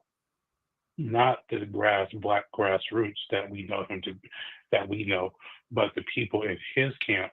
They're not going to call him out, and he's going to continue to keep doing it. It's going to take a great wake-up call for him to the level of Kansas Owens to get his wake-up call. And unfortunately, I don't see that coming anytime soon. But when it does, everybody take a step back, because shit's going to really hit the fan for him. And as for the Black Caucus, that needs to be disbanded and be redone. That it needs to be disbanded and be redone, because this should not have been going this long. We should have had a reparation. We should have had it, except for DEI. I talked to my grandma. My grandma's from Covington, Alabama. Now, my grandma's still alive. She's in her 90s. Define. I'm going to land the plane here. Yeah. And I asked my grandma, said DEI. She said, DEI? DEI? What the hell are you talking about, some DEI? We never benefited from no damn DEI. We have no idea. So that's all I'm saying. So I'll leave it as that. Oh, yeah. We ain't never benefited from DEI. And the only reason they saying DEI is Yeah. because they know affirmative action is culturally dead. Affirmative action is culturally dead before Yeah. it was even overturned, because we didn't care when they were even threatening affirmative action. Black people weren't out there protesting, not for no large majority. There was a few college kids out there doing that, but black people for the most part was all like, hey, affirmative action, yo, thank you, goodbye. And that's why they came up with this new term DEI, which in practice is not anything different from really affirmative action. It's just an offset. It's like a cousin of affirmative action. Caller from area code 231. You're on live. What is your name? Where are you calling from?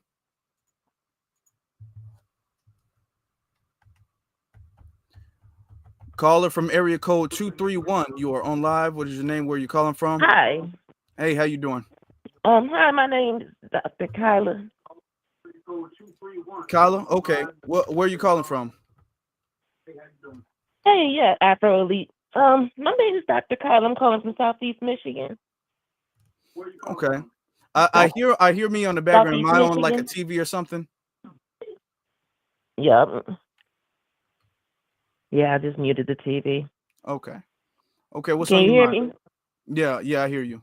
Yeah, my thing with DEI is when you go to work in these corporate settings and they force this fake ass training on you, and everybody hates it. It just makes your coworkers look at you sideways and stuff.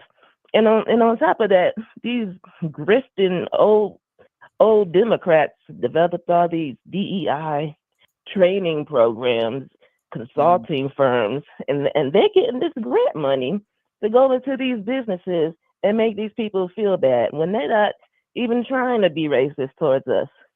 It's just ridiculous. I've never benefited from DEI, and it's just like you said, white women have got it the most, and it needs to go away. And I hate it that I voted against affirmative action too. That's good. Yeah. That's all. Affirmative action, diversity, equity, and inclusion, anything that includes anybody else in our struggle, because what that does is that evens the playing field with us and all of these other groups. This is what Dr. Clyde Anderson was talking about. When we even the playing field with people who really struggled, us, because we really struggled, and people who also participated in our oppression, white women, you give them the advantage because they are already aligned with white men who already have the advantage. So you're giving the white society, because they work as a race, they don't separate each other, separate themselves. They work as a race. So you're giving them with DEI, with affirmative action, with all of these things, we are giving them double the advantage that they already have. So that's why I'm so glad that all of that stuff is over with. But I appreciate your call. Thank you. Thank you. All right. Yeah, we've been allowing them to finesse us, the community, not us. But our generations, past generations have been allowing them to finesse us for the longest time. And it's about time that's over with. Now we got a caller from area code 267. You're on live. What's your name? Where you calling from? Absolutely. Can you hear me? I hear you. Yeah. Yeah, this is Curtis from Philadelphia. First and foremost, I just want to thank you, brother, for all the hard work. You, Terry, Vicky Dillon, and Black Alpha Man, and I really appreciate what y'all doing, man. Because and people that's over 50, I'm over 60. We long, you understand? We can talk, brother. You understand? But I just want to thank you, man, and I just want to say, go Eagles, go! Okay, you have a blessed day. Okay, man? About the Eagles right now, I know. okay, brother. Appreciate you. Thank you, Curtis. God bless you, brother. Okay. You too, brother. All right. Let's call in for a cool shout out, quick shout out. Appreciate that. Caller from area code 832. You're on live. What's your name? Where are you calling from? Yeah, this Darius. I'm calling from Houston, Texas. And I kind of got in the show. I kind of got in the show a little bit late, but it was a lady this morning. She was talking about the DEI program and how it. I think you had put it on the screen earlier, but the program itself, it benefited white women, Hispanics, the LGBTQ community, the veterans.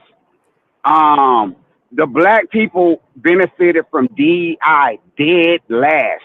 Like 1% of the DEI people who benefited from DEI was black people. So I was just looking at the trends on TikTok and stuff, and the people going out here to boycott these stores and stuff. We got to look before we leap sometimes and need to understand it wasn't benefiting us anyway. So I'm happy he did away with it. So that's all I really had to say. Yeah. It wasn't.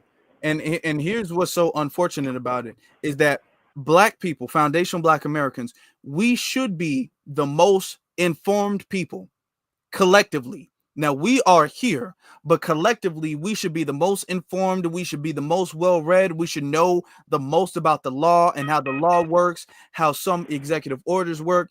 There should not be enough black people that can be easily bamboozled, easily finessed, easily manipulated.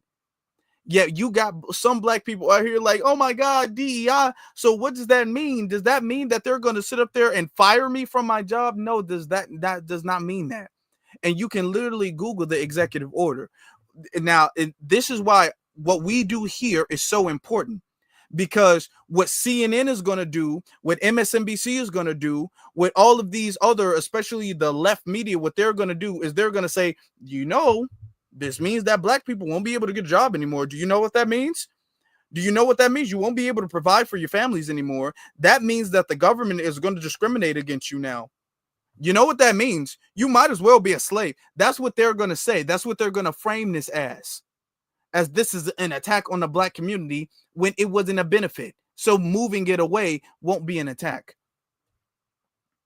And also one other thing, the birthright thing too. Trump just said on television a couple hours ago that the immigrants that was having these anchor babies.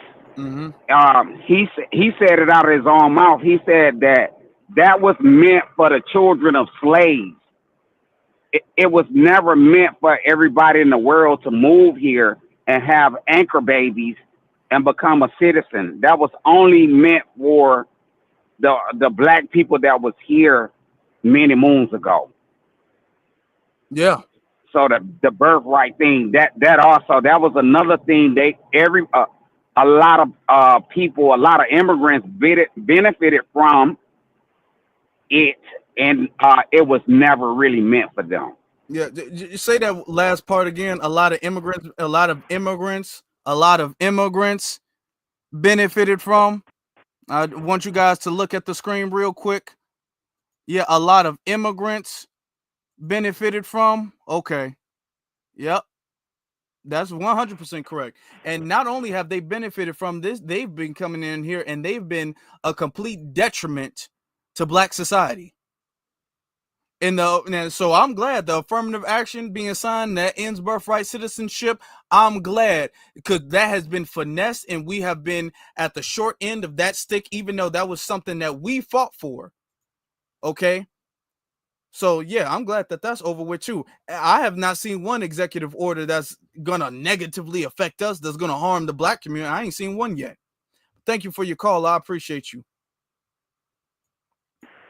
Yes, sir. Right. Thank you. All right. Thank you. It's a brother from Houston. Shout out to Houston. Now we're going to get to our next caller. Caller from area code 914. You're on live. What is your name? Where are you calling from? Hello, my name is Lisa Jackson. I'm calling from Yonkers, New York. I just want to lay out a little foundation. I'm just about 60 years old. And I'll never forget when I graduated high school, my mother used to work for a place called Neighborhood Youth Corps. And when all these things was being implemented, if I'm damn near 60, you can see that was back in the 70s. I never forget when I was going off to college. I went off to John Jay College. My mother said to me, she said, you know, they got all these programs that we sit up there and implement it. She said, but they're never going to benefit you. Mm-hmm.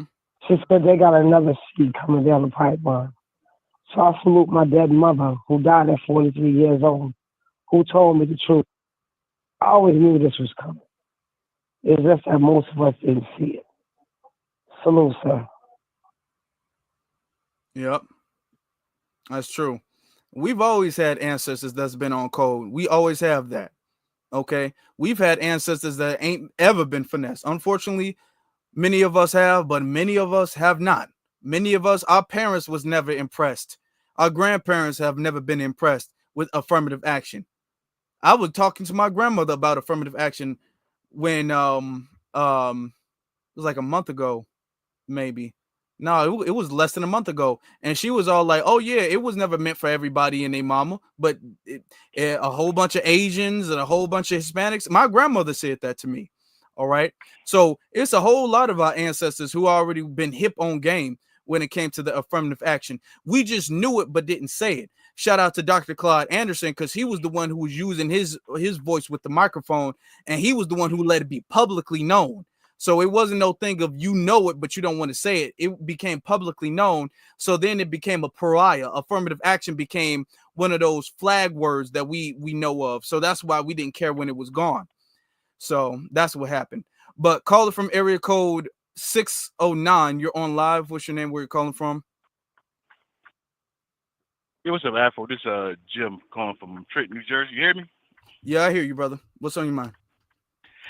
Hey, man, this pissed me off because one, Al being the puppet that he is, man. And like you said earlier, he said, yeah, this is for blacks, this is for gays, this is for everybody. But he the only one out there. I ain't see no gays with him. Well, I wouldn't know they was gay. I don't see no gay people out there.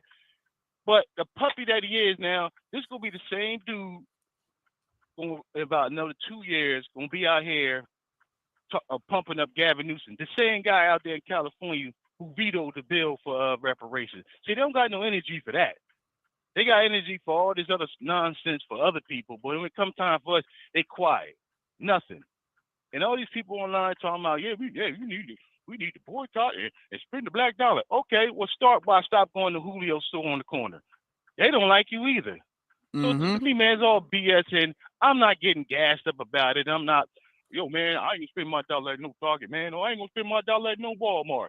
Well, guess what? If you ain't gonna do that, then well, stop going to Asian nail salon. Stop going to Asian hair. They don't like you. They knock you upside the head for over a dime. So now you ain't gonna gas like me, you know, to be over this DEI, you know, because like everybody said, we don't benefit from it, and so these the same people you say, well, all right, yeah, we're gonna boycott. It's about finance, yeah. What about reparations? Well, you know, man, I don't know about no reparation, man. You know, financial literacy. You see what I'm saying? They say they come there, oh man, we need financial literacy, man. We don't need no reparation. So I ain't getting gaslighted over it, man. All right, peace, God. Appreciate you. Yeah, that's 100% the case. When black women go to these Asian stores and they get beat down by a bunch of Asians because they didn't like the way that their nails were done, you know, and they get beat up in these Asian stores. Where's Al Sharpton? Okay. Like, where is he at when that stuff happens? That's just a question, but I think it's a good question. Caller from area code 610. You're on live. What's your name? Where you calling from? Hi, can you hear me? Yeah, I hear you. Okay. I Is your just want to speaker on? Is your mention, speaker on, or am I on the TV? let's see, let me mute it. I'm sorry. Can you hear me now? Yeah, I can hear you. I just heard Hello? myself in the background. Yeah, I can hear you. Oh, okay. I just want to mention very quickly that What's your the name and where Chinese. you calling from? Oh, okay. My name is Hope, and I'm calling from Philadelphia. Okay, what's on your mind? And well, what's on my mind is that in 1898, there was a Chinese cook who won a Supreme Court judgment about his birthright citizenship. And he eventually won it. So, in other words, they're trying to use his case as a reason to justify illegal immigrants, the anchor babies being legal. But African Americans were fighting for our citizenship decades before this has happened, before the Chinese person won. So I just want to say that that's the reason why they're trying to justify birthright citizenship. But that judgment doesn't clearly say that illegal immigrants, the children of illegal immigrants, are citizens. So again, they are using the fight that we were engaged in for our rights, like decades before the Chinese guy won that Supreme Court law. They did not say whether or not the Chinese parents were citizens or not, but he was born in San Francisco, and they eventually, again, agreed that he should have been a citizenship. But I agree with Trump wholeheartedly that the original intent of that law was strictly for African Americans. It was not for everyone, including illegal immigrants. That was not the case. Yeah, absolutely. That's it. I just wanted to mention. It has been finessed. Right. Right. It was finesse. It was finesse back then in 1898 because, again, African Americans were fighting for our rights way before the Chinese immigrant won his case. So actually that, he benefited from the fight that we had, for decades earlier. But again, there's nothing in the Constitution that legitimizes anchor babies being automatically deemed as citizens of the United States. Thank you. Thank you. I appreciate you. Thank you very much for your call. Hold on. I messed something up here. Hold on. Messed something up. Okay, hold on. Thank you, Hope. Appreciate your call, sister. Gonna get to the next caller. Let me see. Caller from area code 717. You're on live. What's your name? Where you calling from?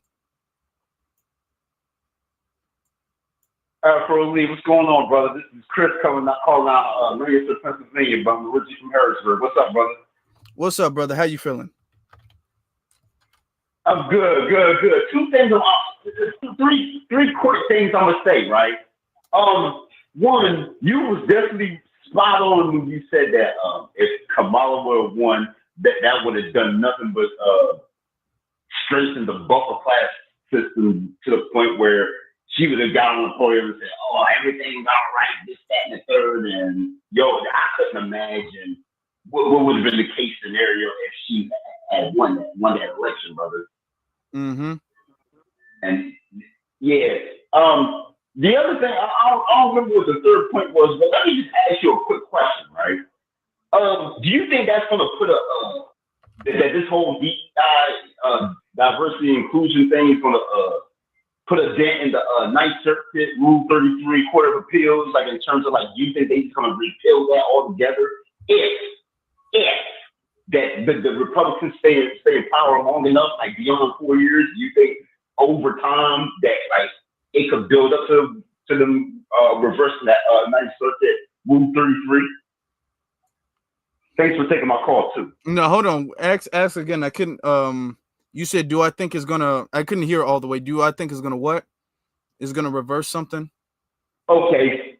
Yeah. So the DEI is under the Ninth Circuit because California is the precedent.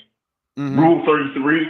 So if the Republican Party stays in control beyond 4 years, let's say J.D. Vance gets elected and they keep the House and the Senate, and then so on and so forth. Because the reason why I'm asking is because there was a program, I think Saturday or Sunday night by Jason Black of the Black Channel. He said that the only way this tax any leg room is if it's a constant thing to where it's law for the next 10 years. Do you agree with that?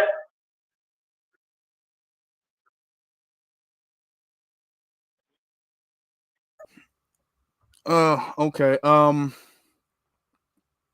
The way I see it, it's a lot of stuff that we don't know of. We're not 100% sure, but the thing is that I know that what we have that benefits us is constitutional law, not executive orders. All right. I know for the fact that the Civil Rights Act of 1964 is a constitutional law. That's a fact. That's a constitutional law.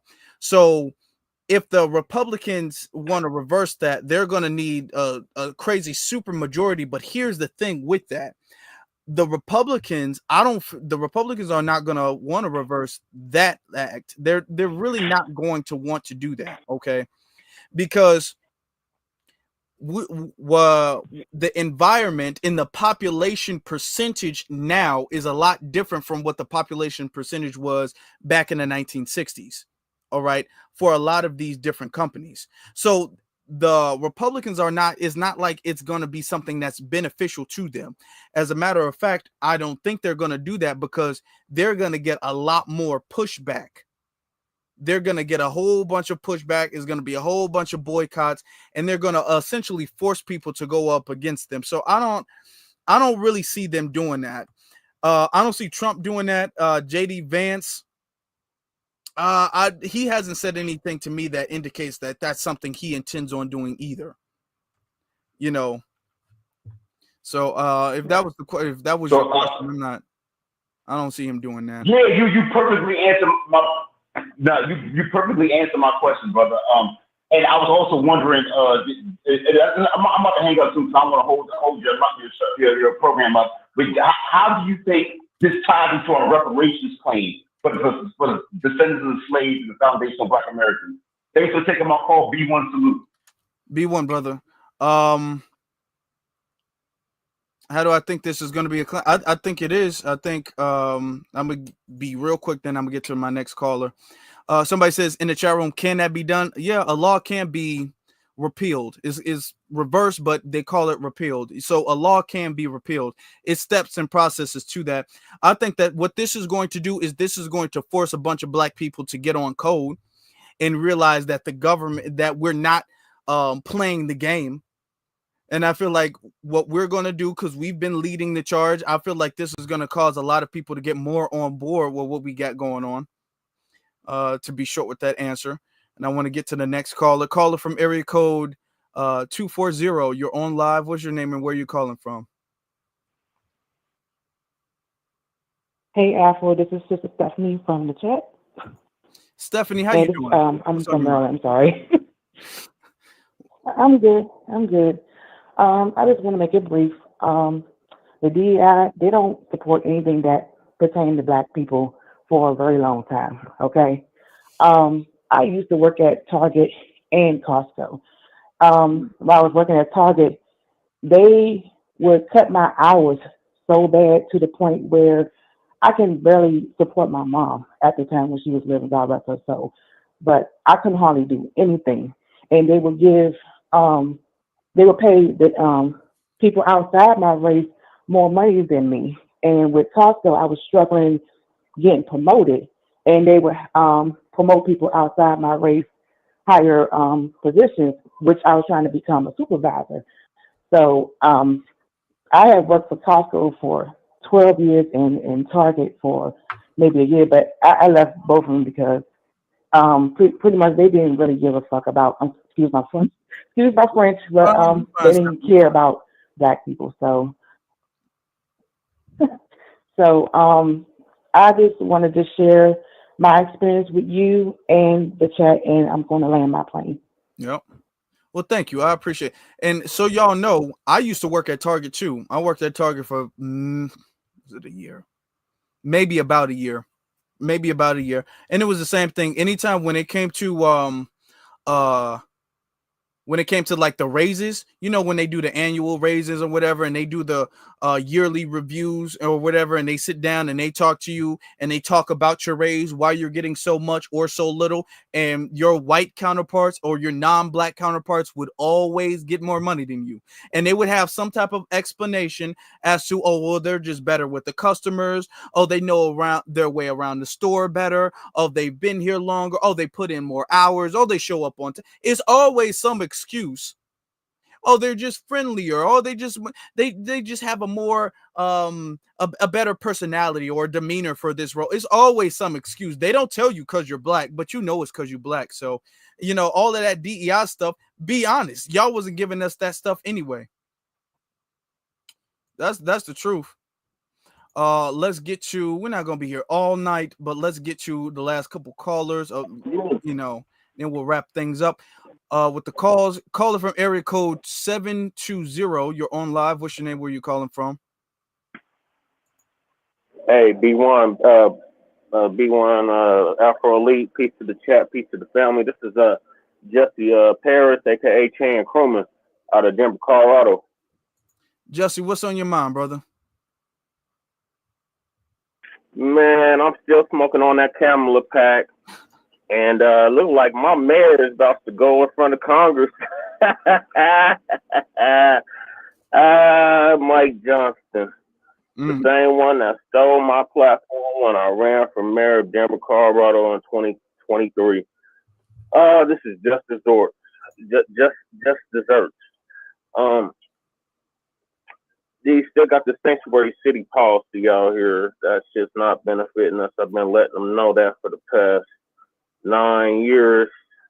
Every week at Denver City Council, I've been attending Denver City Council meetings here in Denver for like a decade now, giving them that work, Black family. I was on this code back then, and shout out to Dr. Claude Anderson, because he's the one that told me back then that neither one of these parties meant us any good, and we should be full-blown independent.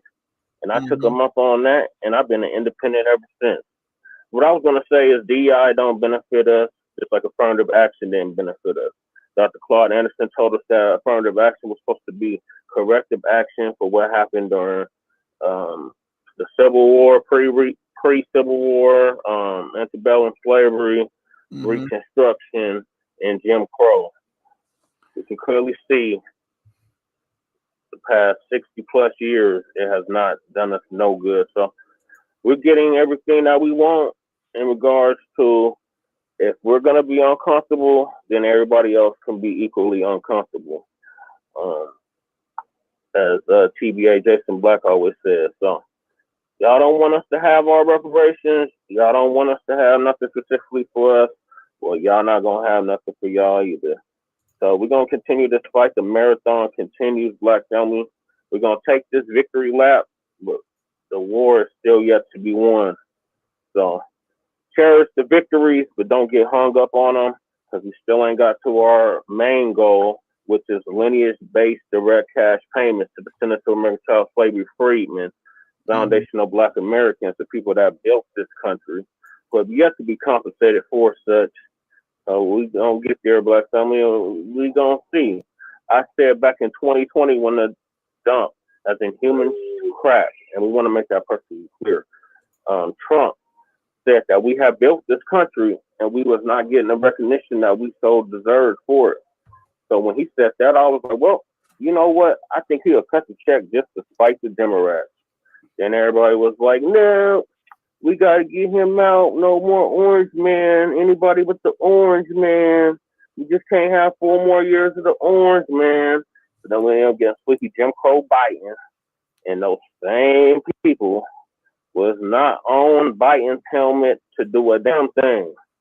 And now that the dump is in, oh no, now we got to get back to holding them accountable. Oh, you performed or you did something for them. Oh, you're a sellout. But y'all was a sellout, so y'all was tackling it up with damn Kamala and Biden literally talking to them civil rights retreads like they was children during that Zoom meeting. The audacity. Yep.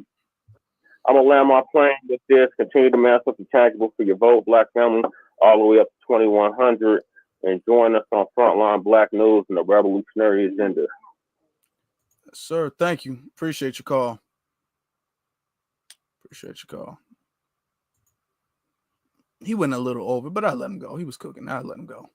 If you cooking, you get to get a little over time. Not too much though. Caller from area code 346. You're on live. What's your name? Where you calling from?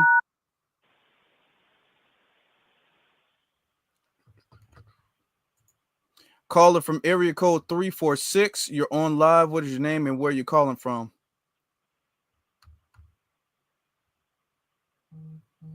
All right, going once, going twice. All right, then. Okay, we'll tell you. No, that's all right. 346 isn't with us tonight, but that's okay. I feel like we'll wrap things up here. Oh yeah, the caller's been abducted. It's okay. Hopefully they're okay. Hopefully they're safe. Hopefully they are. We'll just wrap things up right there. All right, there we go. Family. DEI is something in affirmative action, equality, not being discriminated against. This is something that Black people had to march for, Black people had to suffer for, Black people had to fight for, Black people had to die for. Let's be very clear with this. Black people, foundational Black Americans, literally had to risk their life for these freedoms and privileges and all of this stuff. To not be treated like less than human beings, to not be treated like second-class citizens, to be treated like decent men and decent women, to not have to pay the government our tax dollars and then have the government tell us, oh, I'm sorry, a manager position is only for a white man. This is what we fought for. This is what our people have died for. And what happened after it was signed? It immediately got finessed and turned into something that they tricked us, turned into something that they slipped the word minority, they slipped the word other, they slipped the word people of color, they slipped Black and brown, they slipped a disenfranchised community, they slipped urban, they slipped all of these things into, and we got filtered to the bottom of the list. We got put back so far, so much so that these companies that are doing all of this DEI stuff, these companies that are doing this stuff, they don't even include Black people anymore. That's how bold they've gotten.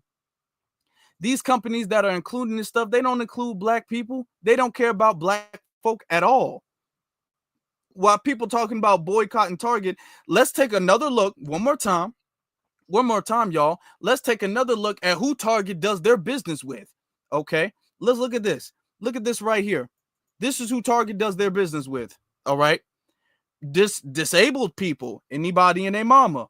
National Gay and Lesbian Chamber of Commerce, National Minority Supplier Development Council, National Veteran Business Development Center, National Veteran Owned Business Association, U.S. Hispanic Chamber of Commerce, U.S. Pan Asian American Chamber of Commerce, U.S. Small Business Association, Women's Business Enterprise and National Council. So this is who we've been fighting for. So Target can go around doing this stuff. Marketing and having a whole bunch of pride merchandise to children. It's another thing if it's adults. We ain't gonna be telling people, we ain't gonna be micromanaging people's bedroom, but children, that's another thing. That's a whole nother thing. And a whole bunch of people, including a lot of LGBT people in the Black community, don't be confused. When they talk about LGBT, they talking about white LGBT. All right, they only use the Black ones as mascots. But this is what our ancestors have died for? I don't think so. So yeah, if Donald Trump want to get rid of DEI, you can go ahead and do that. And all of these phonies acting like they care about black people. Al Sharpton getting all mad and all that stuff and saying that DEI is something that he admits is discriminate, is a benefit to black, brown, women, LGBT. And he out here spending money with Costco. He's spending money with a white-owned corporation because they are keeping their DEI initiatives, getting played like a damn sucker. And you got a whole bunch of black people out here doing that with him. Not us.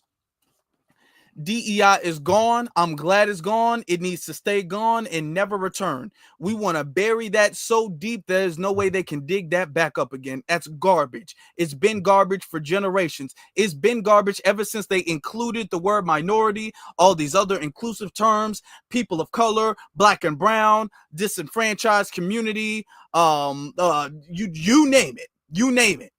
It's been garbage since then. I'm glad it's gone. Trump is doing, he ain't did nothing I'm mad at yet. Well, except the January 6th thing. I don't support that part.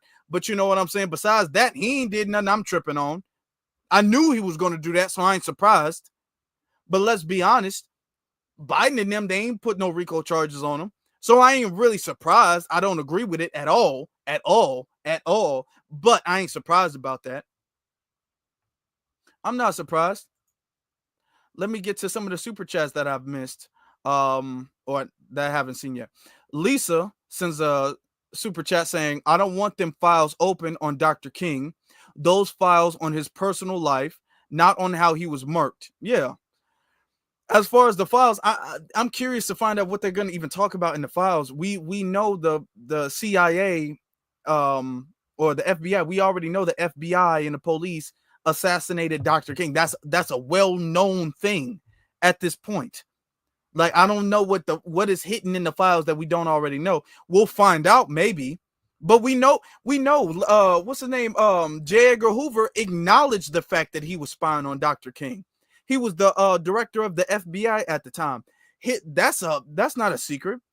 It's well known that he was monitoring Dr. King. And they plotted and planned on his assassination. That's a well-known fact at this point. I don't know.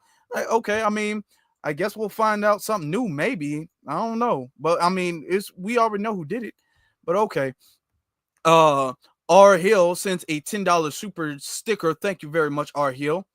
Yo C23 says,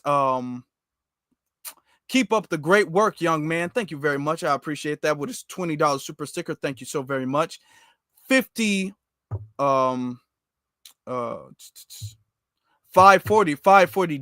Okay, I couldn't see what that thing was.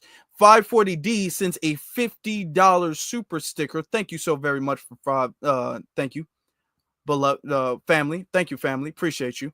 Then you got Shun C sends another super sticker. Sends a super sticker, and I appreciate that. Also, I get a cash app from Dave.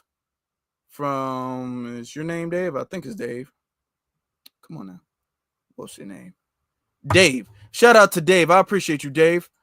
Thank you, Dave. I appreciate you. Family. DEI ending, that's only going to clear the board for us. This is only going to be a great opportunity.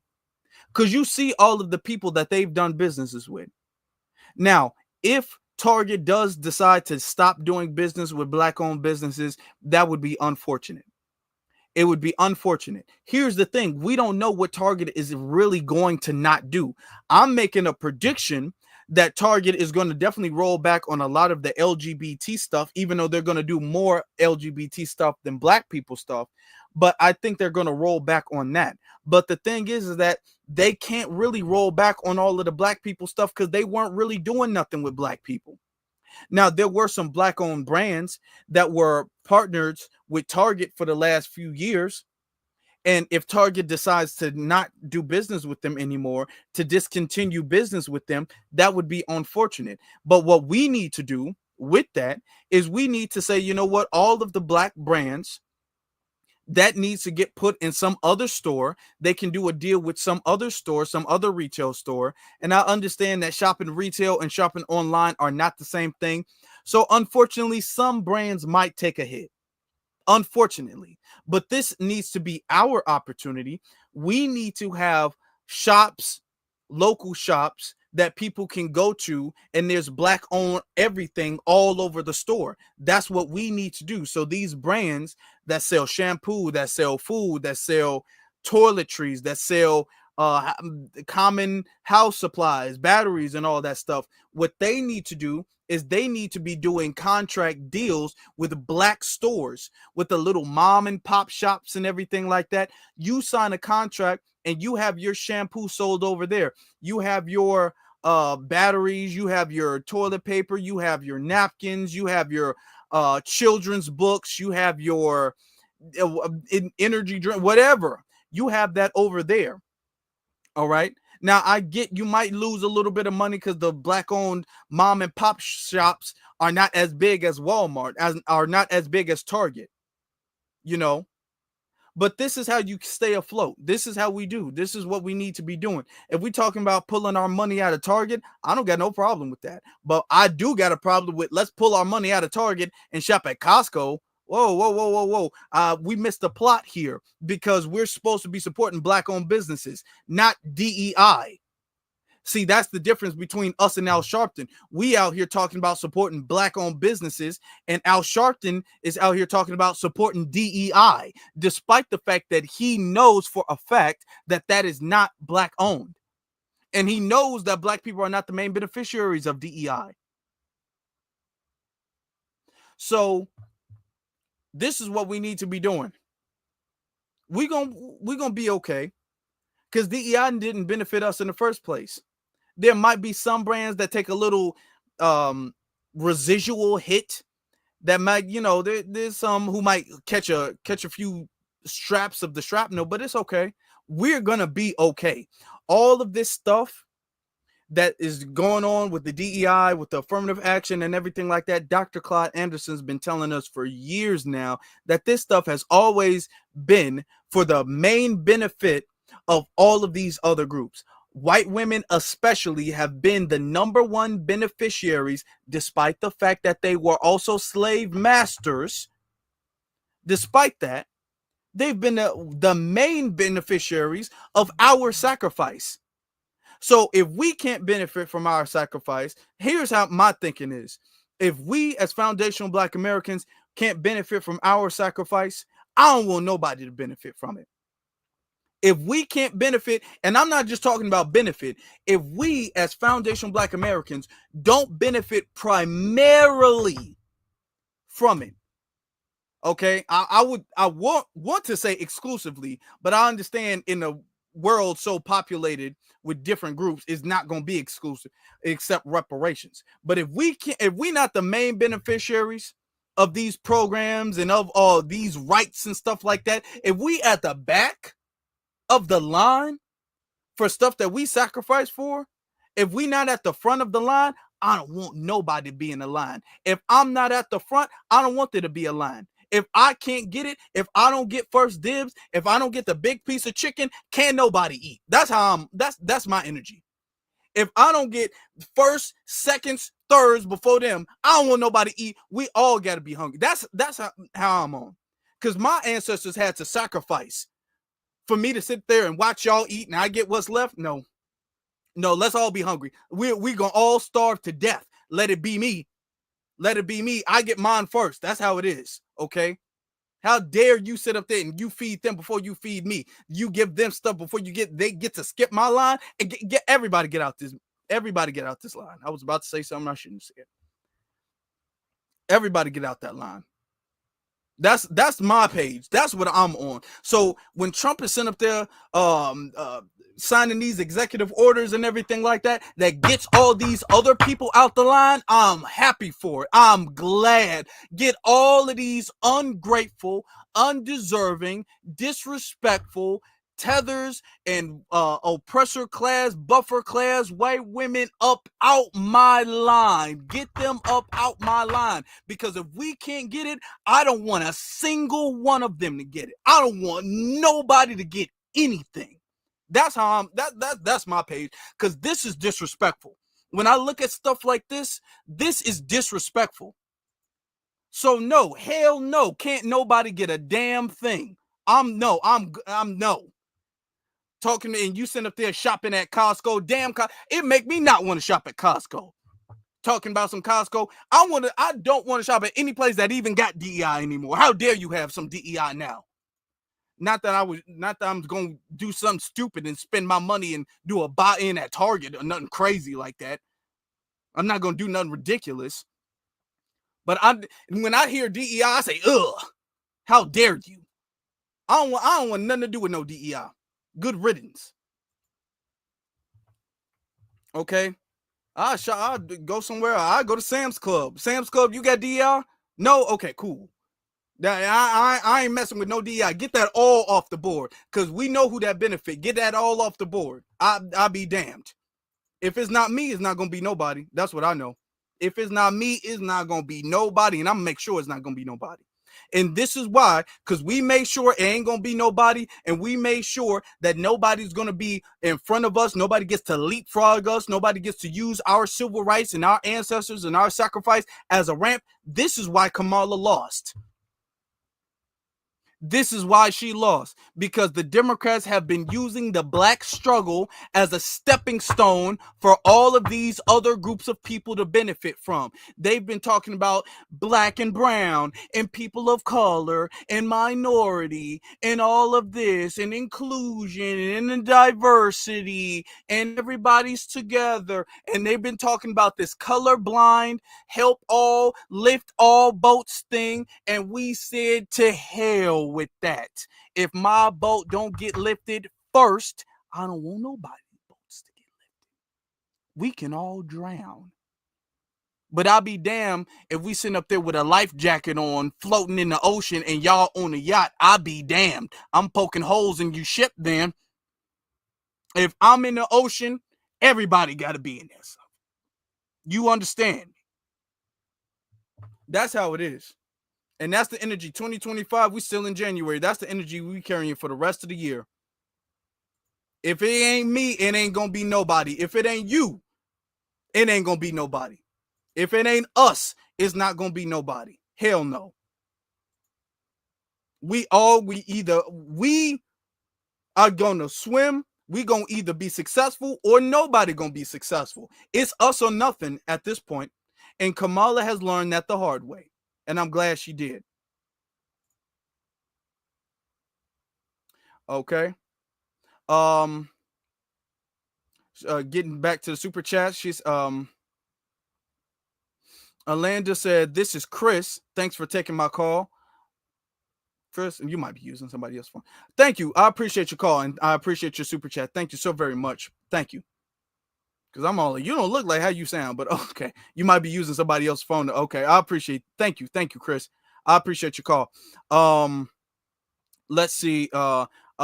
Sister Stephanie sends a $50 super chat, says, "This is a great day for FBA. This is a great day for our FBA. This means better opportunities for us. Love each and every one of y'all. Absolutely. Much beloved. Keep doing what you do, brother Afro." I definitely will. And I will with your support, Stephanie. I will with you guys' support. All right. All of that support, all of us locked in supporting. Okay. That's very important to keep this mission going. All right. Which is why y'all got to hit that like button and that subscribe button if you haven't done that already. If you haven't done that already, let's get that hit. Let's hit that button. All right. My good brother Hurricane sends 1999 super chat, the $20 super chat, says, the funniest part about this white people who created these programs are the ones complaining. He ain't lying. They will destroy themselves if they think we will suffer. But now everyone will be equally uncomfortable and FBAs will thrive. Oh yeah, definitely. Because these other groups of people, they only benefit when they get some type of handout, when they get some type of leg up, because they think that affirmative action, DEI, all of this stuff, they think that's a black handout. But black people are not benefiting from that. Just like affirmative action, when these dumb Asians who couldn't get into college because they were not smart enough to get into college, they was all like, I'm Asian and I should get into college. It's black people's fault. They said it was us. They said it was our fault that they couldn't get into college. They said if it wasn't for affirmative action, Asians would be able to get into college. We said, okay. They said, you know what? We're going to take affirmative action away. We're going to get rid of affirmative action. We said, I mean, all right, if you want to, I ain't going to stop you. We said, we're going to do it for real. We said, okay. And then they did it. And then their numbers started dropping. Their college attendance rates and their acceptance started dropping. And then they came back to black people like, we're getting discriminated. We like, hey, no. Because the Asian American community was willing to spite because they thought it was helping us. They wanted to get rid of something they thought was helping us to make them better. They're willing to kick us down. So because they thought that they were going to get ahead. And they wound up being at the bottom where they belong. So that's fine. And I'm happy for it. A hard head make a soft ass. Shout out to TW. TW sends an $100 super chat. Thank you so very much, TW. I appreciate you, family. I appreciate you. Thank you so very much. That really does go helping the channel. I appreciate that. And then our good brother Hurricane again sends a super chat. $2 super chat said, also, how is buying in considered protesting? Thank you. I've never seen that before. I've never seen buying in being considered protesting, especially buying into a non-black. I've never seen that. Buying in should not be considered no protest. Okay. Okay. Alonda says, Chris Bank, his bank suspended his card for 24 hours. That's why he can't send a super chat. I figured, I'm like, you must know Chris or something like that. I figured, I'm like, you don't sound the same at all. Like, I'm looking at your picture and I'm remembering the voice. I'm like, don't sound like that's how you sound, but okay. But yeah, okay. A shout out to Chris and shout out to you, Alonda. I appreciate you. Appreciate y'all. And I appreciate all of the support. I appreciate all of the support for, you know, oh, you're his sister. You're his sister. His car's not working. See, I got the whole family. I appreciate you. I got the whole family. Shout out to Chris and his sister and his mom and daddy, all of y'all. Shout out to the whole FBA family. We in here. We locked in together. We got whole families watching this. Y'all sitting down in the living room or something like that. Probably. I don't know. Y'all clearly watching together. Y'all clearly must be. Okay. Or he must have texted you or something. But I appreciate that. Yep. See, that's brothers and sisters working together. Okay. This is an example of being on code, ain't it? Ain't that an example of FBA families being on code? See, this is something Al Sharpton wouldn't know about. This is something he wouldn't know about. You know what I'm saying? So I appreciate that. And she wanted to make sure, she all like, oh, hold on, let me make sure he don't think I'm Chris. She sent the super chat. She sent the super chat, be like, hold on, Afro. I'm not, no, don't do me like that. She sent the super, she was like, don't confuse me for my brother now. I got you. I got you, sister. I got you. All right. Let me see. Nub sends, he says the NBA supports Democrats. A lot of them do, yeah. The players in the league, he says they are trying to replace FBA players with foreign players. That is something that's happening a lot, actually, in the NBA. Saying FBA should lobby Trump to excuse me. Sorry about that, yo. Sorry about that. FBA should lobby Trump for protectionist legislation. In other words, also only so many foreigners can be in the league. That's fair. And I agree with that. That's fair because they wouldn't allow us as foundational Black Americans to be playing up in their leagues like that. But I'm going to be honest. This is why the NBA, and we can talk about this maybe sometime later, but this is why the NBA as a collective ain't really doing that well. Not really. The NBA ain't like how it was in the 90s. the views and the ratings and all that stuff, because foundation Black Americans, we have a different aura to us. We have a different energy to us. We have a different swag, that Mujara spirit. We have it differently than other players from other nationalities and other countries. And no disrespect, no shade to them, but ain't nothing like seeing, whether you like them or not, there was nothing like seeing LeBron play. There was nothing like seeing Allen Iverson play. There was nothing like seeing Kobe Bryant play. There was nothing like seeing LeBron's still playing, Michael Jordan. There was nothing like seeing Michael Jordan. There's nothing like these people, the energy that they bring to the game. Now, when they leave and you got a whole bunch of foreigners, I mean, that's cool. They can play, don't get me wrong, but just the energy that they have when it comes to playing the sport is not there.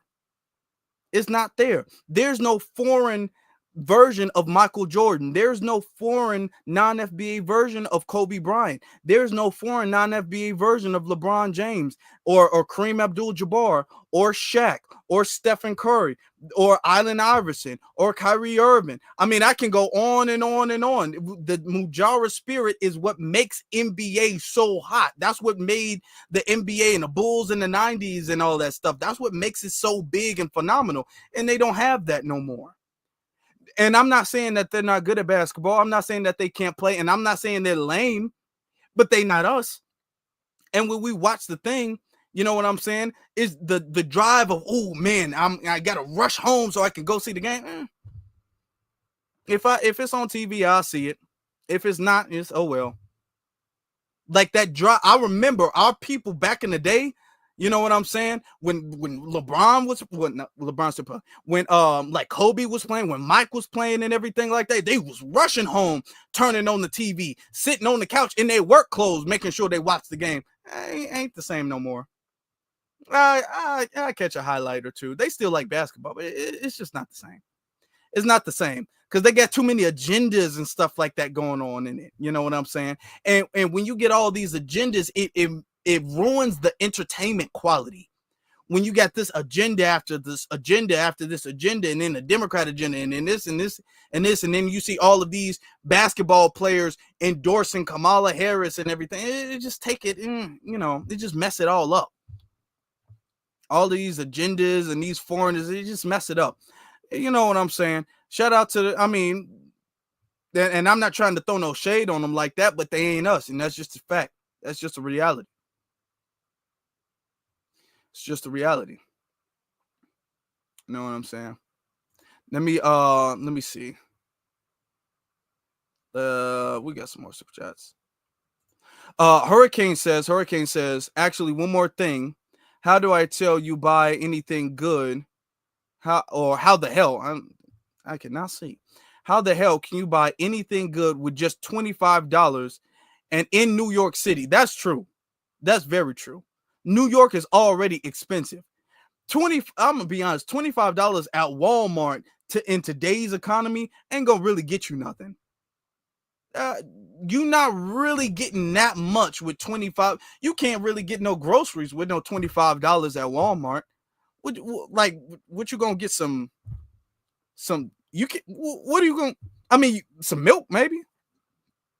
And then this is Walmart. I mean, this is New York and Costco.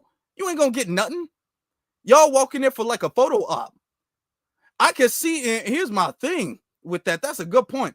I could see if Al Sharpton was willing, if he gonna do all of this and he gonna spin the bag, if he gonna do all of this and he gonna really be all like, all right, I'm gonna pay y'all for real. Al Sharpton cheap ass, Al Sharpton broke ass, Al Sharpton. What happened to all that money Kamala Harris gave News Action Network or whatever the hell you call your little thing? What happened to all that money? She gave you $500,000, and a couple months later you only got a little over 2,000 for a massive buy-in. Why you being so cheap, Al Sharpton? Al Sharpton out here telling y'all to boycott things and to buy into things, and Al Sharpton don't even want to come out of the pocket with it. He ain't even believing what he's selling. He gave y'all Trump change. Kamala gave him $500,000 for a $20-minute interview, and he's sitting up there talking about, I'm gonna give y'all $2,500. I'm gonna give 100 people, I'm gonna divide it between $2,500. Y'all go get something nice.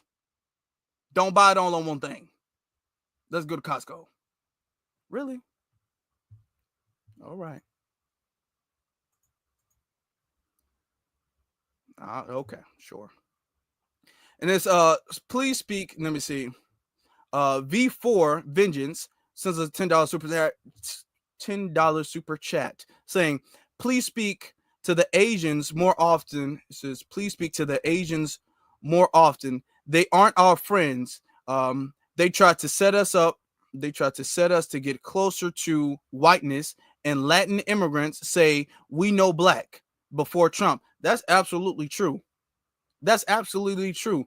Asians have went to and Asians have been aligned with and pushed this narrative of the model minority. And we can do a whole live stream. They've pushed this narrative of the model minority, knowing that it was really untrue, knowing the fact that the model minority myth was only meant for them to be a buffer class and for them to be used as a non-white excuse for black discrimination. Because white people were able to say, hey, there's no racism in America. Well, look at the Asians. They're doing so well. They have a lot of businesses. They have all this stuff. You should be more like them, as they're deliberately discriminating against you. Asians deliberately and intentionally use the model minority narrative to spite black people and to stand on top of us as a buffer class until they needed us. Then all of a sudden it's this black and brown, is this black and Asian thing. You know, and Hispanics were doing the same thing too. They were the hardest working people and they pulled themselves up by the bootstraps until I said, let me see them bootstraps. Now they talking about, hold on, guys, it's black and brown and we in this together. No, we not in nothing together. Okay. Alonda says, our entire family is in the living room watching. I know y'all was in the living room. Oh, I love it. Our entire family is in the living room watching you, Afro, on Roku. My kids, our parents, etc. I appreciate y'all, family. See, this is the FBA family coming together, locked in. I appreciate you. Thank you so very much. And I knew y'all was in the living room. I could see that Mujara spirit. I feel it. I feel it together. I knew it. I knew it. I knew it. Thank you. See, that just put a smile on my face. I just love it. Just love it. Thank you. I appreciate that. I appreciate that. Shout out to Chris. Shout out to Chris too for the calling. Hurricane says maybe just a picture frame for his rat hair. Yeah. Hey, maybe. Maybe he got to spend some money on his perms now. He got to spend some money on that. You know, especially with the fact that his hairline going back now. So he got to spend some money on his perms. He got to spend some money on the back of his head. You know what I'm saying? Look at that hairline. It's going back. All them perms messing him up. See, he think what Al Sharpton thought that when he got his perm, he was going to start getting all the girls like Michael Jackson, but it didn't work like that. It didn't work like that. Because he from that era where, you know, the black man was getting the perms and everything like that. And they were saying that it wasn't a perm. They were saying that it was their real hair and everything like that. See, Al Sharpton thought that he got a perm and he was going to get all them girls. He thought like, oh, that worked for Michael Jackson. Okay, I'll just perm my hair a little bit, get some waves in my hair and everything like that. I'm going to be sexy. Al Sharpton thought he was going to be sexy. But Al Sharpton back in the day, let me see if I can find a picture for you guys real quick. What messed Al Sharpton up is Al Sharpton was fat. Al Sharpton was a little fat boy. Al Sharpton, first off, it's not like he was fat and big, like he was a fat, tall guy. Al Sharpton was a fat little man. You know what I'm saying? With a perm. So, you know what I'm saying? That didn't really work like that. This is what Al Sharpton really used to look like. Let me pull this picture up for you guys. Hold on. Where is it? Where is it? Where is it? Come on. I'm trying to show you. See, Al Sharpton thought he was going to be all sexy and he thought he was going to get the girls. That's not. Look at this, y'all. Look at this. Hold on. Let me pull this picture up for y'all. Hold on. Where is it? Where is it? Look at this. Oh, hold on. Where is it? Whoa. This is Al Sharpton. This is Al Sharpton. Al Sharpton been had a perm.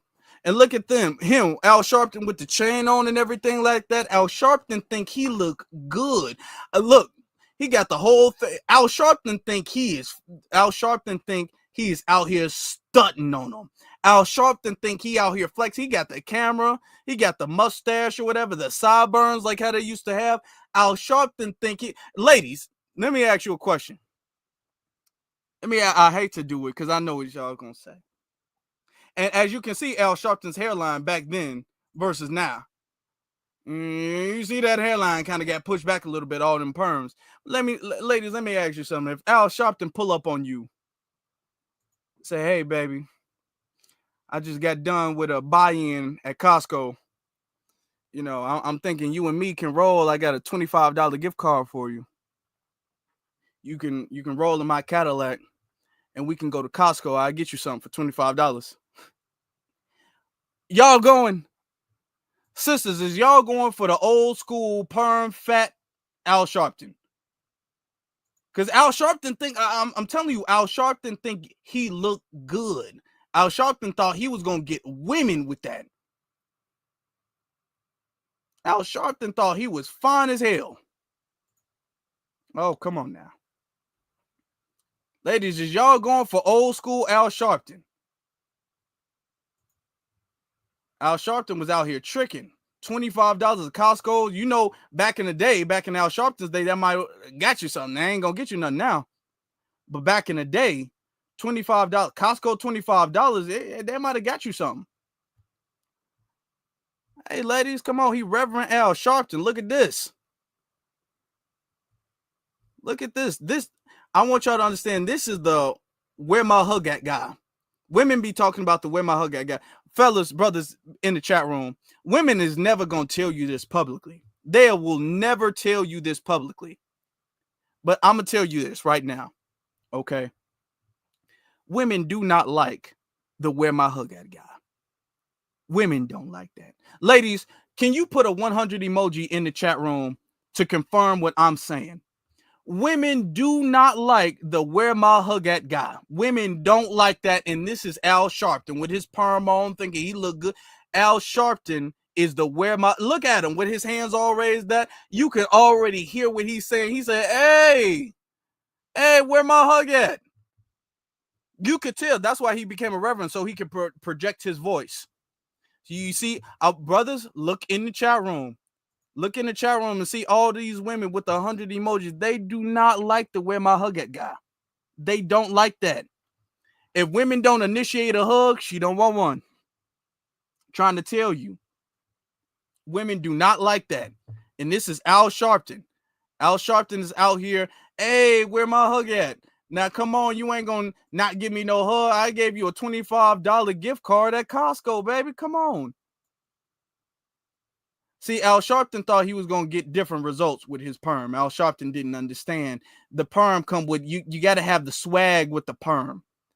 You got to have it. And then Al Sharpton, he ain't really got it. He ain't never have it. Okay? So, you know, Al Sharpton out here, yeah, he ain't never have it. So Al Sharpton thought, okay, well, maybe it's the weight. And it was the weight. It was the weight. Let's be honest. It was the weight. It wasn't only the weight. That's the problem. That's the problem. It wasn't only the weight. The weight wasn't the only reason. So you can, as FBA brothers, you can be on the hefty side if you got that swag to you. You can be on the hefty side if you got that Mujara spirit to you. You can't be that big. I don't recommend it. I don't recommend not being in shape at all, to be very honest with you. But you know what I'm saying? Some of the sisters can accept that. Some of the sisters can get past that. But see, the thing is, you can't be a damn sellout. You can't be a damn coon and be fat. You can't be a coon and be fat, Al Sharpton. No. You gotta pick one at the very least. At the very least, you can't be a coon and be. Obama knew that. Obama knew you can't be fat. Now, Obama doing a little bit most because Obama losing a little bit unhealthy weight. Obama looking kind of skinny right here. Michelle ain't really feeding him like that. He coming home and Michelle ain't cooked no food because him and Michelle kind of getting into it. But we ain't going to talk about their marital issues right now. But going back to fat Al Sharpton, you cannot be fat and a coon. You a fat raccoon? No. See, that's what Roland Martin's problem is.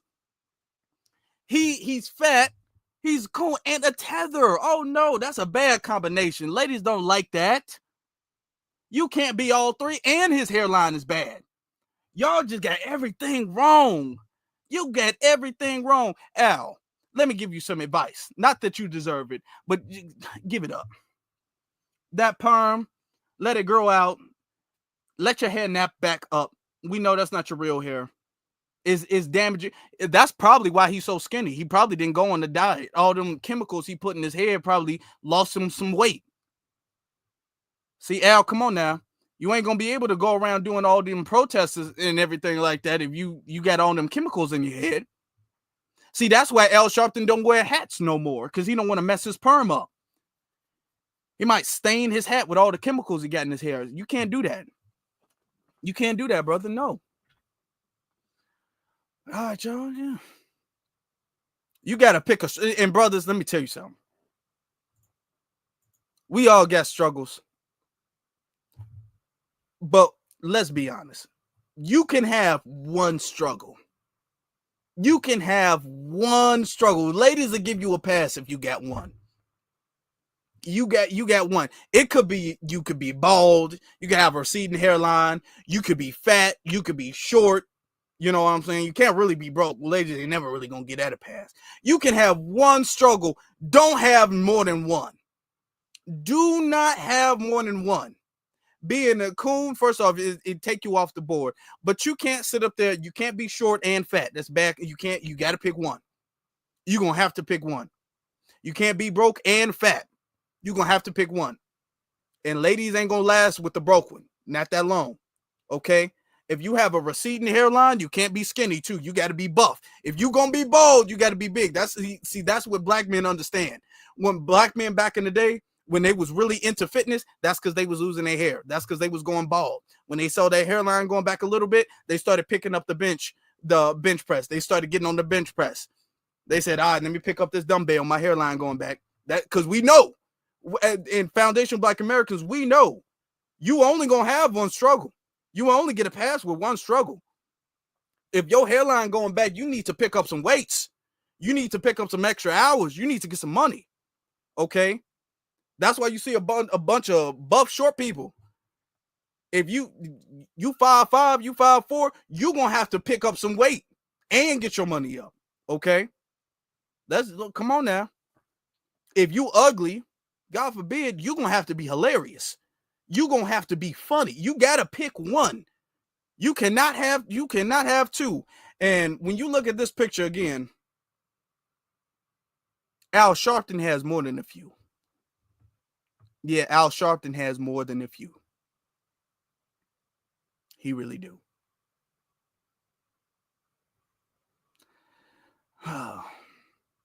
Okay. Let's be real.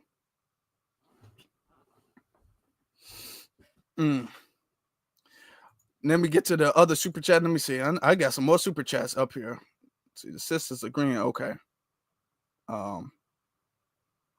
Hurricane says, find Roland's twin missing neck. Runs in the family. I see. Oh yeah, I'm sure. Yeah. Run. Come on now. Come on. We know Roland. I'm not gonna lie to you.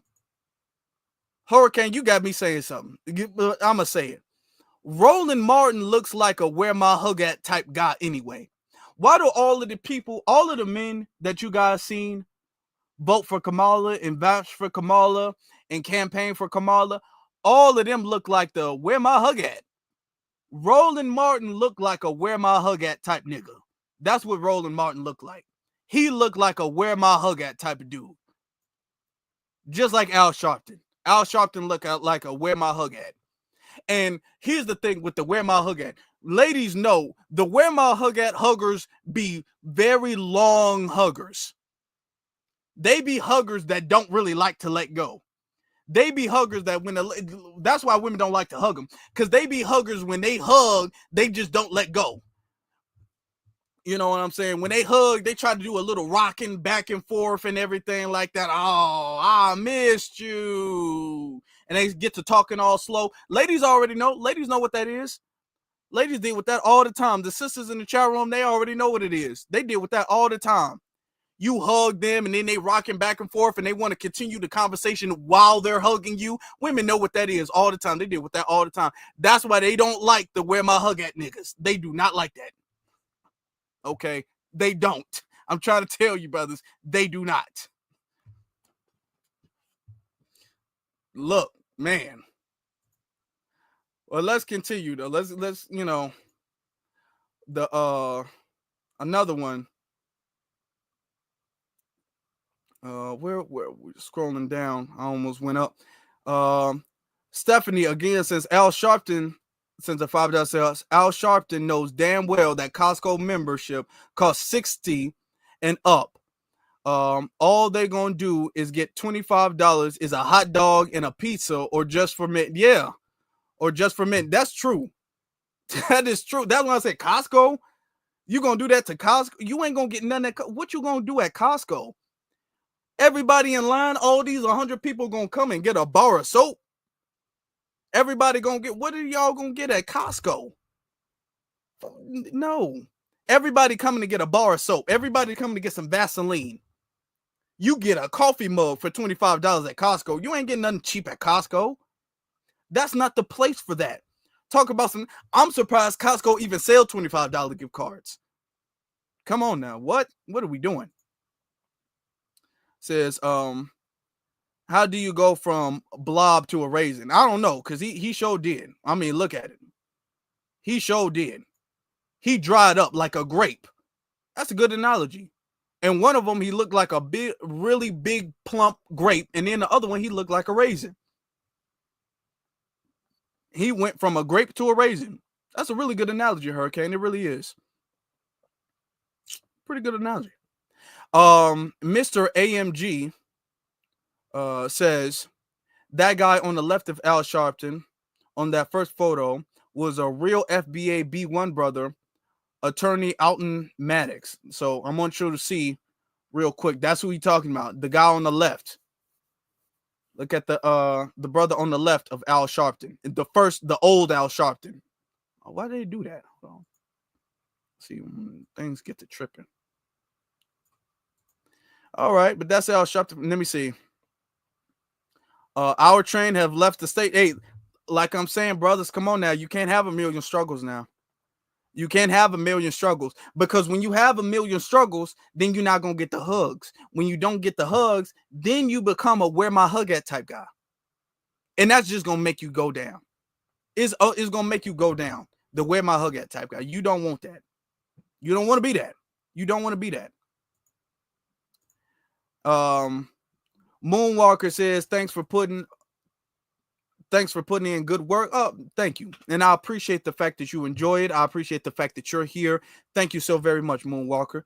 Thank you. Look, Nisi in the chat room says dry humping it, because she already know what I tell you. The dry humping and everything like that. I tell you, the women already know about the where my hug at, nigga. They already know about that. The whole dry humping and the men with the where my hug at or whatever, because they don't ever do the where my hug at with one hand. Oh, it's both hands and it's wrapped all around, and they try to get their feel on. Yep, she already know dry humping, because that's what they be doing. Because they ain't doing no wet humping, they doing dry humping. That's what they be on. See, I know, because I'm not one. I know because I see it. And I see their face. I see the women's face with the where my hug at, dude. I see their face. And I'm all like, oh, Lord. God, please save her from that guy. I see it all the time. And the where my hug at guys, they thinking they smooth. Like I said right here. Al Sharpton, you can't tell Al Sharpton nothing. You can't tell him a damn thing. Al Sharpton sitting up there. Al Sharpton think he fly. Al Sharpton, you can't tell Al Sharpton nothing. He looking around. Now, Al Sharpton know people taking a picture. Al Sharpton thought that this was going to be a badass side picture. Al Sharpton thought this was going to be a bad. He said, when the women see this on the news and they see my chain and they see my hair, he put some of that in back in the day. They used to put the Holden spray. They used to put the hairspray. He got the hairspray all up in his hair. He got the sideburns all lined up to the bottom of his ear. You couldn't tell Al Sharpton nothing. Al Sharpton was all like, I'm the wear my hug out guys that the women love me. Women love giving me the hug. That's what Al Sharpton was. And he learned the hard way. And it got worse and worse for him. That's what Al Sharpton was. Hurricane again says, I'm so glad the perm era is over. Damn. Oh, yeah. I ain't gonna lie. As black men, we took that too serious. We took perms too damn serious. We took perms. I'm glad that's over with too. We took perms too serious. Back in the day, you couldn't tell a black man nothing about his perm. And ain't none of them wanted to admit that was a perm, except the famous ones. Because Michael Jackson had an afro as a kid and a perm as an adult. So he couldn't lie and say that was his hair. Michael Jackson had to say, okay, that's a perm. But all of the other ones, they used to lie. They used to have the jerk curls and all that stuff. They used to lie and say that's their hair. It's not their hair. They used to all lie. I'm glad. Yep. I'm glad. This is. Can you play his chair-in incident? Can you play his chair-in incident? What chair-in incident? You talk about Al Sharpton. Al Sharpton had a chair-in incident. Let me see. I'm gonna go see that real quick. I did not expect to be on this long. I'm almost on for 3 hours. Look at what y'all got me doing. All right. It's fried, died, and laid. Fried, died, and laid to the side. And I'm saying you can't tell Al Sharpton nothing. Look at this other picture. Al Sharpton was, man, look. Al Sharpton happy. This man is happy with his hands raised in there. He said, praise the Lord. Where my hug at, baby? Where my hug at? You couldn't tell him nothing. Okay. I know how y'all ladies do when y'all don't want to talk to nobody. Y'all got to go to the bathroom and y'all never come back. We know how we already know.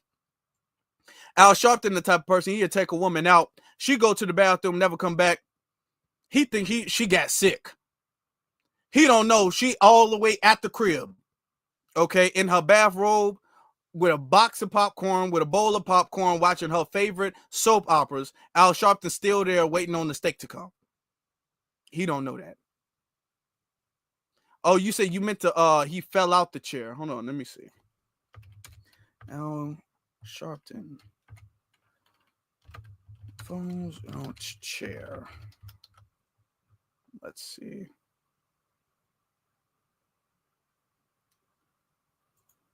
Oh boy. I hope I don't get a copyright strike from this. Hold on. Where is it? Where is it? Where is it? I don't know where. I'm not sure. I'm looking for it right now. I actually don't know where that is. Hold on. Let me see. Al Sharpton falls out of his chair. I'm not sure what that is. Where that is. Hold on. I'm looking for it, but I don't really have all time like that. I really don't. I can't find. I'm gonna look for it. I'm gonna find it. I can't find it tonight though, but it's fine. It's cool. It's cool. Can't find it tonight. I wish I didn't even know about that. So he says he pushes Al Sharpton out the chair. Somebody pushes Al Sharpton out the chair. Hold on, let me see something. See, now y'all got me looking. Okay. I better not get no copyright strike. Let me see. Hold on. I'm looking. I'm trying to see where this one is.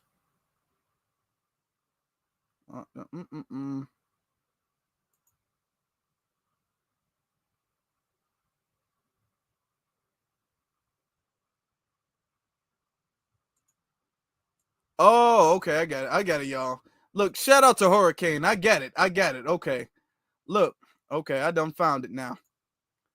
I found it, y'all. Okay, here we go. I already played the copyright thing, so don't, y'all, YouTube, don't get me. Come on now. Don't do that to me. But I already found it. Look. I didn't even know this existed.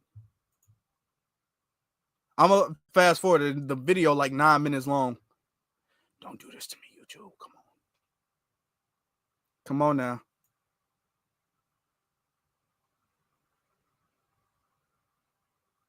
YouTube. See, this is why I download stuff, because YouTube be playing games. YouTube don't like me doing all this. All right, come on. All right. Close out some of these other tabs.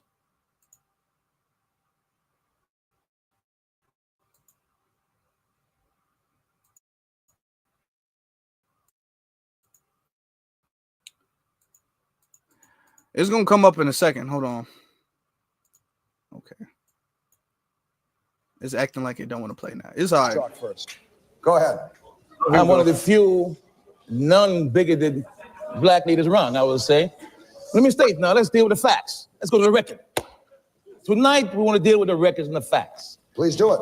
On this program, your program, you heard me, you have me on tape defending this man.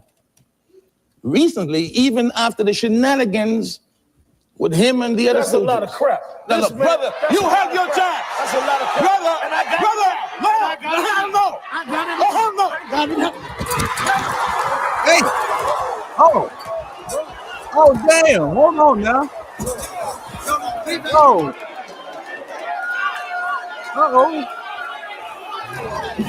Hey, this channel does not condone violence. We already know we don't like Al Sharpton, but this channel does not condone any violence. That's not what this channel does. Okay, I want that to be abundantly clear. See, Hurricane, he got me playing these clips about. This clip is for educational purposes. All right, this is for educational purposes. I do have one question. I got one question though. Al, why you fall like that? Al Sharpton felt like a fat man in a cartoon. I gotta take it. Why did you fall like that? Hold on, Al. And that escalated quickly. Recently, even after the shenanigans. And Al, that button looks stressed out, Al. You're not supposed to wear your suit like that. If your button is separating like that, if it's pulling against each other like that, unbutton your suit, Al. What are you gonna do now? If that's probably why he pushed you, because that button flew off your suit and it hit him in the head or something like that. That's why he pushed you. Come on now, Al. Why is your suit like that? That looks sloppy, dude. No. Like I said, brothers, you only gonna have one struggle, man. You can't be out here looking like this. That perm ain't gonna make up for that. Oh, come on. With him and the other That's a soldiers. lot of crap. No, This man- brother, you have your time. That's a lot of crap. Brother, And I got brother, it. no, I got it. hell no. I got it. Oh, hell no. I got it.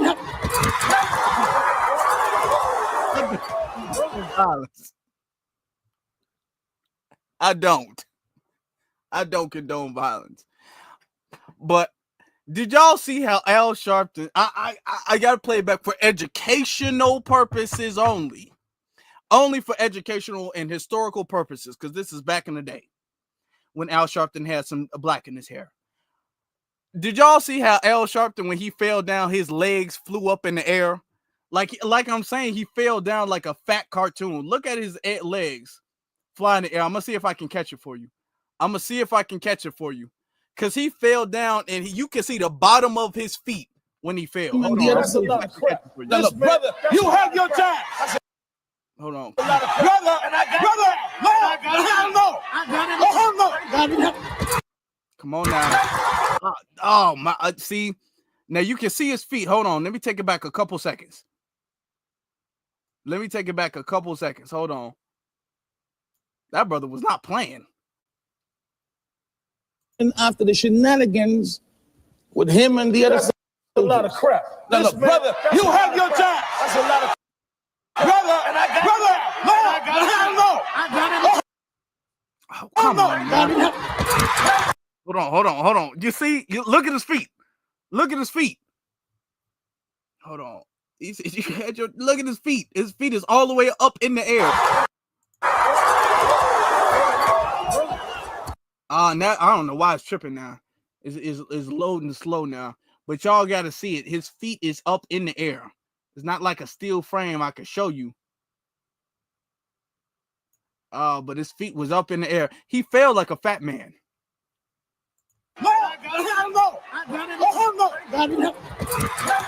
Oh, y'all saw it. Y'all saw it. I can't pause it. It'd be jumping around too much. But see, Al Sharpton, and this is why you can't be wearing clothes like that, Al. You can't be wearing clothes like that. How you gonna fight? When this brother got up and he pushed you, you just rolled over. How you gonna fight? You can't fight if your shirt is tight like this. If the buttons on your shirt is stretching and everything like that, and your shirt is about to pop open, you can't fight. Al Sharpton couldn't fight. He couldn't do nothing but move. His arms are sitting up there like this. You know how fat people, when they be wearing tight clothes and everything like that, and they got to walk around like a penguin and everything like that, and they can't really move. You know, that's how Al got to walk. You can tell. When I said, and now I noticed that too, because real recognize when I saw Al like this. Hold on, when I saw Al. And I said, oh, Al, you don't look like you ready for a fight at all. Al, you don't look like you ready for anything. When that brother stood up, Al could barely stand up because his suit is too tight. Look at his suit. Look at his forearms in the suit. The forearm's supposed to be looser in the suit. Al, you cannot wear your little brother's suit, man. Al, I don't care if it's a hand-me-down. You cannot wear that, dude. Al sitting up there trying to look like somebody else. Al, that is not your suit. Al got that suit from Costco. Al Sharpton. What I said. Al Sharpton got that suit for $25 at Costco. That's what Al like. It looked like you bought that suit at a discount. You bought that suit for $25 at Costco, Al. Look at everything. The suit is too small. No wonder you couldn't get up. He pushed you over. You just rolled. And you needed everybody to get you. See, y'all, okay, if this is a lesson to anybody, do not buy suits at Costco for $25. Don't do that. Barely look like you can breathe. Oh, but no. Anyway, we was talking about DEI. Anyway, I'm glad that DEI is over with. And when you look at clips like this, and you look at movement like this, and you look at clowns like Al Sharpton, you can't help but also be glad that DEI is over with you. You just can't help that. You just can't help it. You just can't help it. You just can't help it. We got more super chats. Everybody loving this. We got super chats galore. Everybody loving this. Says, I know he rolled over to get up. He did. He had to roll over to get up. Bless his heart. And you know when bigger people, when he get up, especially with that tight suit, he was like, oh, you gotta grunt when he get up. He probably sweat just standing up. Tell her like it is. Says Al Sharpton's suit has stretch marks. Hell no. Why you do him like that? Why you do Al Sharpton like that? Tell her like it is. Why you gotta do him like that? Y'all too petty for me. Too petty. Hey, we got 700 likes. We're close to 1,000 likes, y'all. We close to 1,000 likes. Everybody, make sure that you guys hit that like button.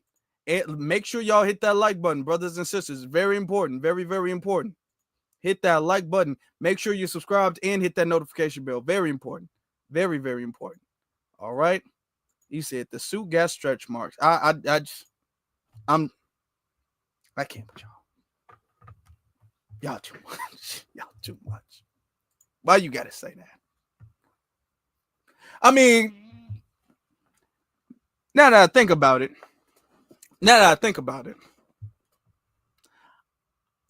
I can see what motivated Al to lose so much weight. I can see after that push and after that suit, I could see Al being traumatized. I could see Al saying never again. I see it now. I do see it now. I see it now. I can see it. Now the perm thing, now come on, Al. Come on now. Come on. Yeah, I can see it. He still ain't got no swag though. He still ain't got none. It's still over. It's still over for him. But with that being said, brothers, I said we weren't going to be on here too long, but we were over 3 hours. Again, had a wonderful, fantastic broadcast about how DEI is good. That's gone. It's good that it's gone. It's good. It's better off that it's gone. Shout out to all of the Black-owned businesses that will continue to thrive, and we will make sure that they continue to thrive without DEI. All right. Now y'all gonna be having me all here all night long, and I got videos to edit and everything like that. Okay, y'all too petty. I don't got time for all this pettiness. I got things to do. I gotta focus, and y'all got me sitting there making fun of Al Sharpton. I'm gonna be here all night long. I cannot do that. Al Sharpton. Do y'all know? I gotta say this. Y'all know back in the day when Al Sharpton, when like comedians and sitcoms and movies and stuff like that used to wear fat suits. Y'all remember when comedians used to have to wear fat suits and everything like that? That's like Al Sharpton looked like he wearing a fat suit. Al Sharpton looks so ridiculous. It looks like he's trying to be funny. It don't even look like Al can be taken. It don't look like he seriously decided to dress himself like this. It looked like this is a comedy skit. Al looked like this, whatever talk show this is, Al looked like this don't need to be the talk show. This need to be SNL. This looked like a fat suit. And the way he just leaning with it. Why Al look like he wearing a fat suit? Come on now. But I'm done. Y'all too petty for me tonight. I gotta focus. Okay. Now y'all gonna be having me look back and all that stuff. I can't do it with you. I can't do it. Okay. We're gonna be clowning this man all night. He said Al Sharpton suffocating the suit. He said, I don't care about Al, but look at the suit. I ain't gonna lie to you. That looked like a good suit on me. He said, Al stretching the suit out. Then the buttons ain't gonna fit together. Damn, Al Sharpton, what about the suit, man? He said the suit don't look bad. It was discount from Costco, but hey, take it to a tailor. It might look good on me. Al stretching it out. Like, tell it like it is. It's gonna have stretch marks. Ain't nobody want to wear a suit that has stretch marks. Come on. Retro, I see it, yeah. Save the suit. Al Sharpton was out here protesting, talk about Black Lives Matters. We need to be talking about the clothes. The suit matters. The suit lives matter. He said DEI matters. We said, man, no, fitness matters. Come on now. See, we got our priorities together. We do. Now, I got to get off here. Here comes Cyberdyne. He says, I needed this. Thanks, bro. Hey, thank you all, because I needed this too. Okay. And I appreciate you. I really, really do. Okay. Thank you, Cyberdyne. And he sent a Cash App too. So I appreciate your Cash App too. It looked like Stephanie said it looked like it's shrunk, like the shrunk wraps or whatever. Oh, this one, thank you very much, niece. I appreciate you. You know how they be wearing the Al Sharp. Listen, stop. I gotta stop. But I can't stop. Look, going back to the suit. I gotta stop. Y'all gotta stop me. Y'all know how I get going back to the suit, because I'm just gonna keep coming up with stuff. Okay? Going back to the suit. I can guarantee you when he walked in, he was all like, the suit fit me fine, but it shrunk in the washing machine. See, I had washed it and everything like that, and I forgot to it was on hot water. And when I washed it on the hot water, it shrunk, but it fit me fine. I'm really not that big when you think about it. Al, you know how they got those vacuum seal bags where you be putting the clothes in and you can vacuum the bag and it shrink the clothes down to a small thing so you can store it. Al looked like his shirt, his suit has been vacuum shrunk on his body. Al looked like somebody, he put the suit on and there's somebody in the back of the chair vacuuming all the air out the suit. And the suit is just getting tighter as he sits down.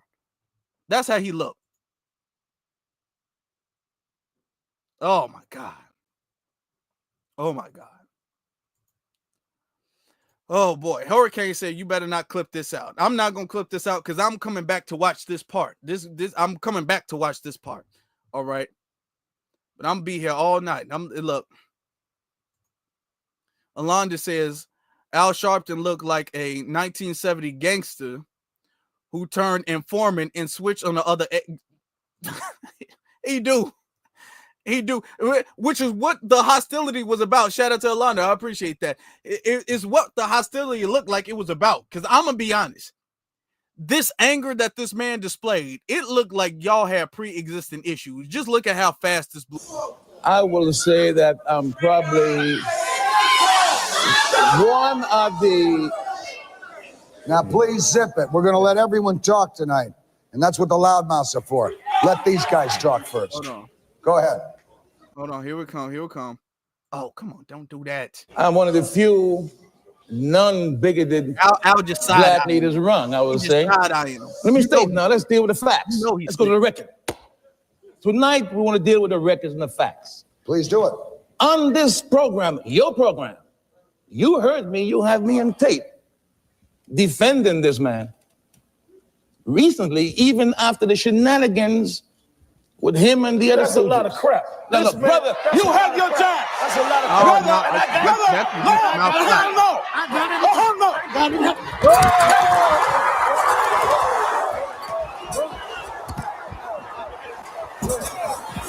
No, see, that's outside. No, that ain't about being interrupting on the show. That's outside. Please, we're going to continue with the show. Before the camera started rolling. That's some animosity that been there for a minute. No. No. That's some animosity that has been there for a good minute. Yeah, I don't know about all that. Yeah. Oh, Lord.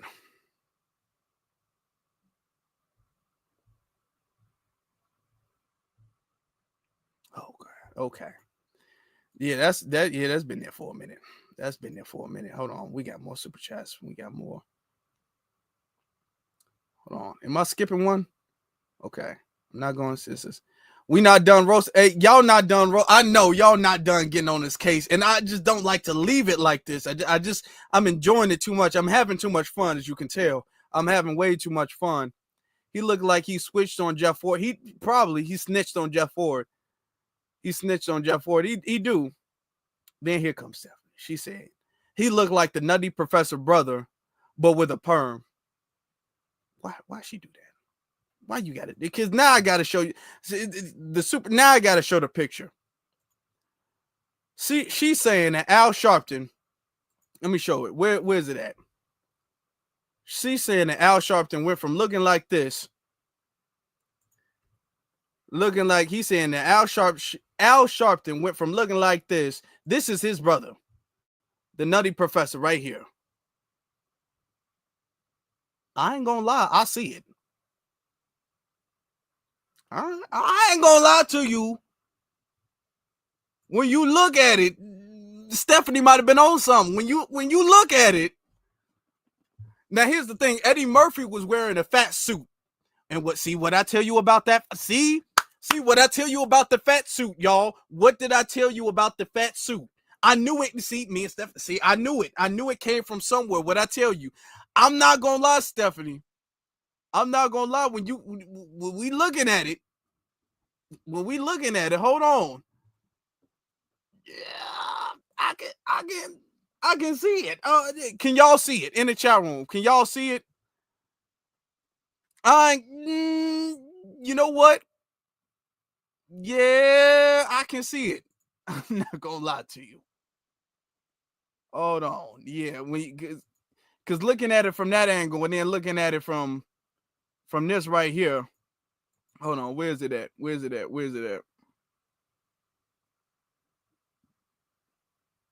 Hold on. Where's it at? You're looking at that and then looking at this. I see it. Oh man, that is some crazy stuff. Yeah, I see it. Y'all wrong. We wrong. We bogus. Yeah, we. It's okay. It's okay to be wrong. It's okay. When it comes to Al Sharpton, it's okay. It's okay to be wrong. I can see it. I can. Because when I was looking at it, I'm all like, why does it maybe I thought about the Nutty Professor. I just couldn't put my finger on it. Because I'm all like, why he look like he wearing a fat suit? Why does Al Sharpton look like Al Sharpton is wearing a fat suit? And look, I want y'all to look at this from a different angle. I want y'all to look at this from a different angle, y'all. Look at this. Now, this is Al Sharpton. I can see it. It's adding up now. When Al Sharpton out here, Al Sharpton got a perm. That's the only thing. He probably shorter than Eddie Murphy, too. Al Sharpton, you know. And then when you look at another picture of the Nutty Professor, you kind of can see that resemblance. You can see it. You can see it. But you know what's the most disappointing part about that? The absolutely most disappointing part about the Nutty Professor is that at the very least, and I do mean the absolute very least, the Nutty Professor didn't wear clothes that was too tight. Hold on now. I can't lie to you. I can lie to you not. Look at this. Look at it. Look at it. He got the suspenders on with the belt. You know what I'm saying? I don't know if this is a suit or a sweater or something like that, but his shirt don't look like it's about to bust open. Y'all, are y'all telling me the Nutty Professor knew how to dress better than Al Sharpton? Are y'all telling me the Nutty Professor was more fly than Al Sharpton? Because this picture right here, Al Sharpton looked like his suit about to pop open. Al Sharpton looked like he wore a shirt 2 or 3 sizes too small. Al Sharpton looked like, you know how those dudes who go to the gym one time and they want to wear tight shirts to show off their bicep pump? That's how Al Sharpton looked. Are you telling me that the Nutty Professor know how to dress better? And here's the problem with that. Eddie Murphy ain't even really fat. Eddie Murphy's not fat. How does a non-fat person... Now, Al Sharpton, he was really fat. That's the problem. He was really fat. So as fat people, you should already... You go through this every day. Eddie Murphy was only going through that for a movie, and he knew how to dress better. Make it make sense. Make it make sense.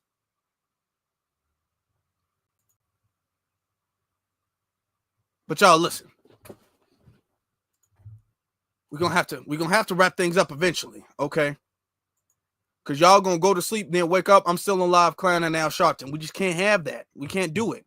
Okay, there has to be a cutoff point. All right. Says he made that suit look like spandex. He did. He did. It says bowling ball, neck, lip. It says lollipop. So bowling balls, necks, lollipops, and butter balls gotta stick together. They all do. They all do. This is why this. Come on now. Where's the picture at? Come on now. Oh, look. This is why Roland Martin. I ain't gonna lie to you. Roland Martin looked like Roland had a little perm or something like that back in the day. Let me see if the old school. See, why do y'all do this to me? Now I gotta find it. Let me see. Hold on. Old pictures. Hold on. Oh my God.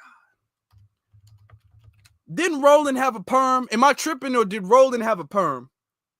I think Roland had a perm. Roland didn't have a perm. Roland had a perm back in the day. Yeah, Roland. Yep, he did. I knew I wasn't tripping. I knew I was not tripping. Roland had a perm back in the day. Hold on. Look at it. Look at it, y'all. This is one of those little... Yeah, come on. Hold on. Let me find it. Oh, no, not that's his YouTube. I ain't trying to go to his YouTube. Roland got an old-ass picture of him on YouTube. That's not how you look now, Roland. Don't do that. Roland, that is not how you look. Hold on. Let me find let me see. If I can find a big size picture. Okay. Yeah, look at this. Roland had a perm back in the day too. Now we know this is not Roland's natural hair. Hold on. This ain't Roland natural hair. Look at this. Let me get hurricane thing off the thing so you can see it. This ain't what his hair really look like. You think, Roland, who are you fooling, dude? Roland, who are you fooling? And Roland got bigger too. Roland, and see, that's why you don't have no hair now. First off, where is his line? Does he have a line? Where, I mean, it start right here, it dip right here. It's like all over the place. Where is the line? It's not even a W or an M or something like where and curl.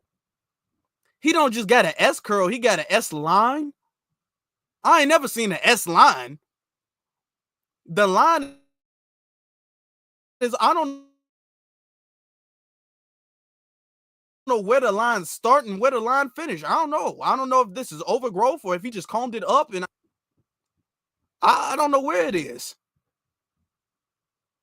Yeah, Roland, come on now. Yeah, Roland had that too, and Roland thought he looked fly too. You couldn't tell Roland Martin anything. Yeah, and then his stuff got pushed back. I don't know where his lines start. I really don't. But no wonder, see all that S curl, see that mess. Those chemicals mess your brain up. Those chemicals mess your brain up. You can't be doing that. You cannot do that.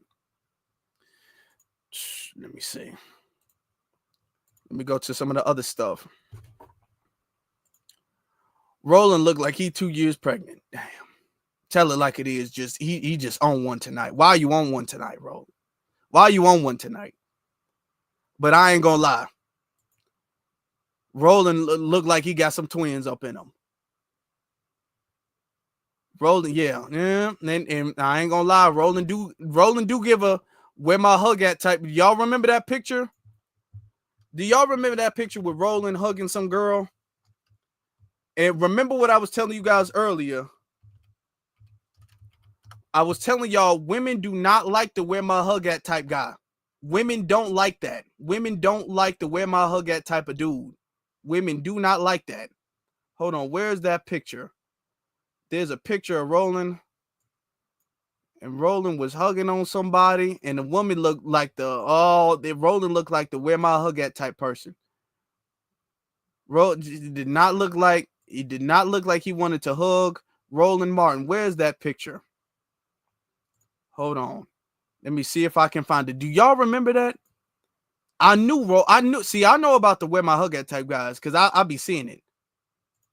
Where's that picture?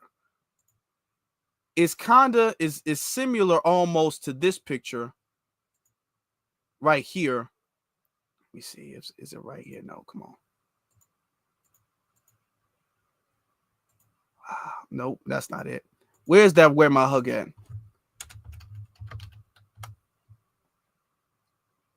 He looked weird. Where's that picture? I can't find. There's another picture right here that I can't find it. And the reason why women don't like to wear my hug at pictures is because y'all always be doing the absolute most. See, the wear my hug at dudes, when they be taking a picture, they be taking pictures like this. I got to show y'all. Now she's smiling right here. Do y'all see it? No, y'all don't see it because I got this thing in the way. Y'all do not see it. Okay. I just cannot believe it. Y'all got me up here.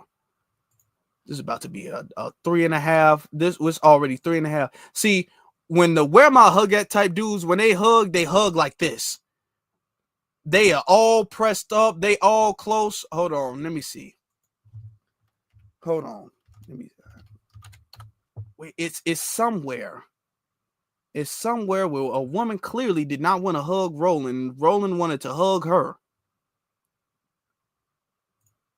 It is hold on. It's on Twitter. I know it is. Roland probably paid Google to delete that picture. I'm going to find it. If I'm going to do anything tonight, I'm going to find that picture. I know I am. Hold Okay, hold on. Let me see. If I'm going to do anything tonight, I'm going to find that picture. Whoop. I cannot believe y'all got me doing this. This is crazy.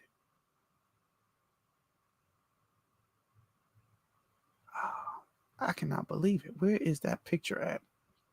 Roland had a creepy little thing. Hold on. He was hugging some woman. Okay, let me see. Is this it? Is this the picture right here? How do I make this bigger? No, that's not it. Okay. This picture is so difficult to find. I don't know. Roland really scrapped the internet to get rid of this picture. It's not on his Facebook, no Instagram, or nothing. Oh, he scraped and made sure that picture was gone. But it's kind of like this. When they be hugging, they be kind of, yeah. Let me see. Where is it at? Okay, I got this picture right here. Damn.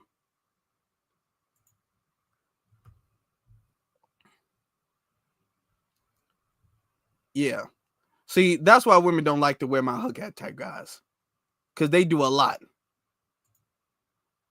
I don't know what Roland thought I think Roland think he looked sexy. I don't know if Roland thought he was looking seductive. I don't know why Roland looked like this.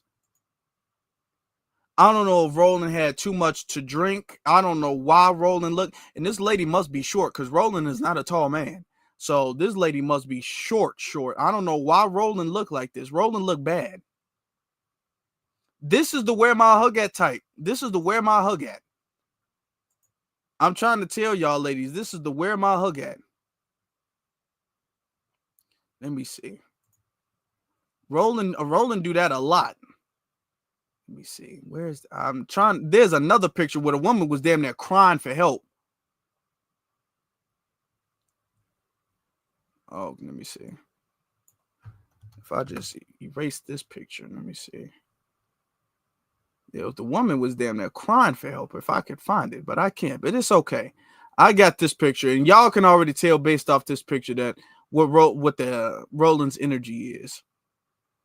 Roland is definitely the wear my hug at type guys, and I'm trying to tell you, women do not like the wear my hug at type dudes. Women don't like that. Women don't like that. Search one more thing up. Hold on for a second. Hold on. If I search it up on Twitter, I'm gonna search it up on Twitter. Y'all gonna have me here all night long. What is going on? It's okay. Sacrifices must be made because I gotta find it. Sacrifices must and will be made.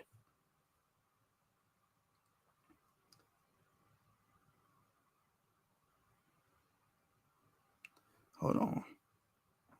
Let me find it. It's somewhere around here somewhere. Hold on. It's around here. I'm looking for it. I'm going to find it soon. Hold on. Where is it? See, okay. Hold on. Where is it at? I'm close.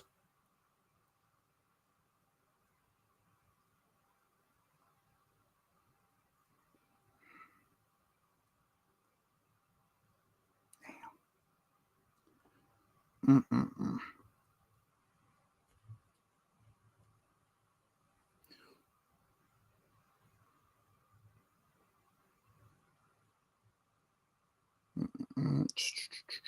right.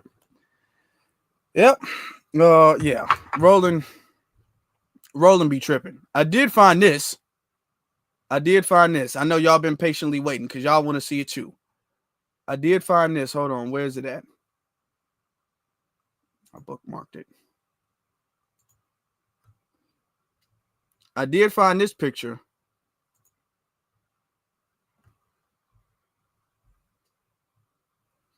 Roland really likes to take pictures like this. If you look at a lot of different pictures, I want you to see Roland take very close. That's the wear my hug at type guy.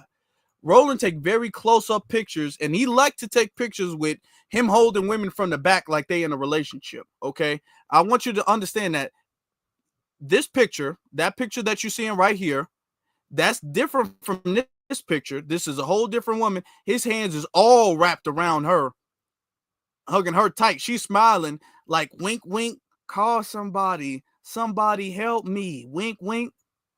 Over here, she's just praying to the Lord that a lightning bolt strike him down.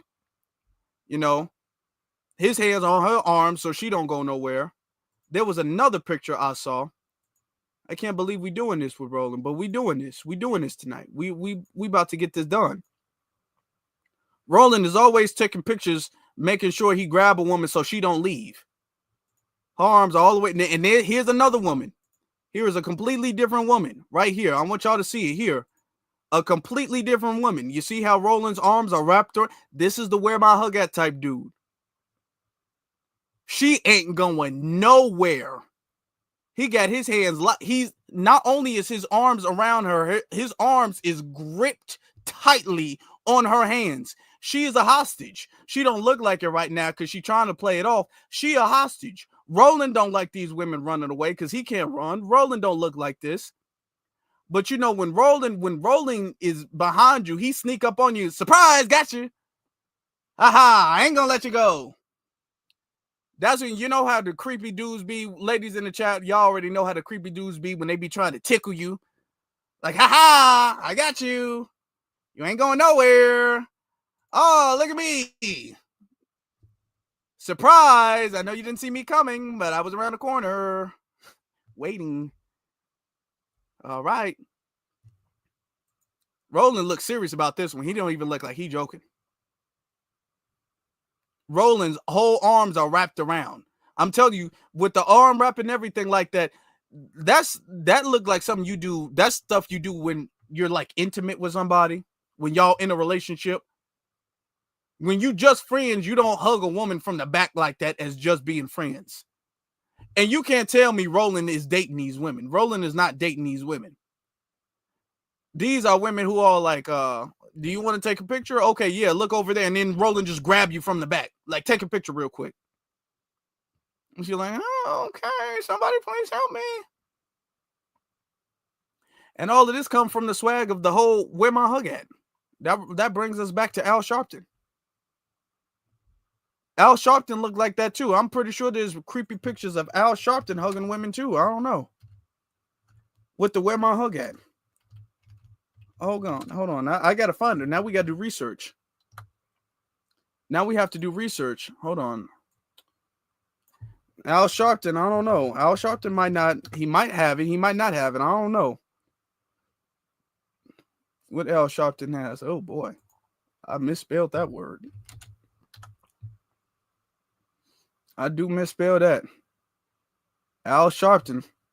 Yeah, Al Sharpton didn't really have it like that. Al Sharpton really ain't got it like that. Let's be real. He think he got it. And Al Sharpton like to do the whole thing where, look at Al Sharpton. Now, here's Al Sharpton's thing. Al Sharpton be posing with multiple women like he's some type of pimp or something like that. Look, this is Al Sharpton. And after this, I'm going to go. And y'all not going to kidnap me no more. Y'all kidnapping me like those women get kidnapped by Roland Martin. This is Al Sharpton. Al Sharpton sitting up there right in the middle, acting like those girls liked him. See, here's the problem with that, Al. The problem with the picture is that the women in the picture are actually not kissing you. They making kissy faces at Al Sharpton, but they actually not kissing Al Sharpton. Al was like, hey, you don't really got to kiss me. I know you don't really want to, but just pretend. And Al be asking women to do that all the time. I got another picture, and I'm just finding these pictures. Look at this. This is another picture of women whose face is closed. They acting like they kissing him, but their lips are not touching Al Sharpton. What does this picture and this picture have in common? They all like, okay, yeah, you give me $25 gift card at Costco's. I'll make a kissy face at you, but my lips are not going to touch your face, Al Sharpton. These pictures are too identical. He all like, baby, I got a $25 gift card at Costco. Just take a picture with me real quick. And you got too many of the pictures looking the exact same way. Al Sharpton know what he doing when he be doing that. He know what he be doing. He always be, yeah. You see? Look at, here's another one. Oh my God. What is going on? Y'all gotta stop. I gotta stop. What am I doing? Here's another one. Okay. Now he must have leaned in for this one. This was an old school one. Okay. Now you can see her lips are actually touching, but her eyes are open. Like she didn't want to do it. She didn't want to do it. He does this a lot. Al does this a lot. Yeah, we already know what type of dude he is. Yeah, we know what type of dude he is. Okay. What I tell you, didn't I tell you Al Sharpton was jealous of Michael Jackson? Look at this. I told you. Michael, look, why is Michael running away from Al Sharpton? What is this? Why is Michael Jackson look like he is trying to run away from Al Sharpton? Al Sharpton got his arm. Al Sharpton looked like he's trying to give Michael Jackson a kiss. Michael is turned his face away from Al Sharpton, looked like he pushing his head away. Al Sharpton got his big ass arm around Michael Jackson. What is this? The FBI was investigating Michael Jackson. The FBI needed to be investigating Al Sharpton. Why, Al Sharpton? Why are you wrapped around Michael Jackson like that? And Michael Jackson was a friendly man, but he don't look like he comfortable around you. And Michael Jackson was comfortable around tigers and lions and all that stuff. And Michael Jackson looked like he running from Al Sharpton. Al, what are you on? And in the pictures, he wasn't looking like he was trying to kiss the women. He looking like he trying to kiss Michael Jackson. He got his hair permed like Michael Jackson. This ain't no good look, Al. This ain't no good look, Al Sharpton. No, man. This ain't no good look. I don't know. I don't know. If Michael running away from you bad news. If Michael Jackson is running away from you, you are bad news. You're like, get off me. Yeah, no, that's not cool. Okay, that's just not. Why is my camera off? What is going on? Y'all see me? Is my camera tripping? Okay. But all right, y'all. Man, let me get to some of the super chat still. Let me see. I think I got another Cash App if I'm not mistaken. Yeah, AH. I'm glitching. Hold on. I'm glitching. Hold on. I don't like that. I don't like that at all. I'm glitching. I'm not supposed to be glitching. All right. I'm much better now. Oh, Roland, I predict will happen. Roland might have allegations soon. He might have allegations. He very well might have allegations. Al Sharpton, I don't know why he was grabbing on Michael Jackson like that. I'll never get that image out of my head. Ugh. There's so many super chats. Let me see. Yeah, Nisi says, Michelle thinking in her mind, get off me now. Oh, yeah, Michelle ain't feeling Obama no more. Michelle is not feeling Obama no more. Michelle ain't cooking for Obama. Michelle ain't loving on Obama. No wonder Obama losing so much weight. Obama ain't losing his weight because of exercise. Obama losing his weight because he ain't getting a big piece of chicken no more. He coming home and he just getting size. He ain't even getting chicken no more. That's Obama. Obama out here starving. He looked like a hungry African. Did I just say that? I did. Obama looks like a hungry African child. He looks like it only takes 90 cents a day to feed a child. That's what Obama looked like. Obama looked like, think about your children and how grateful they would be for a cup of water a day.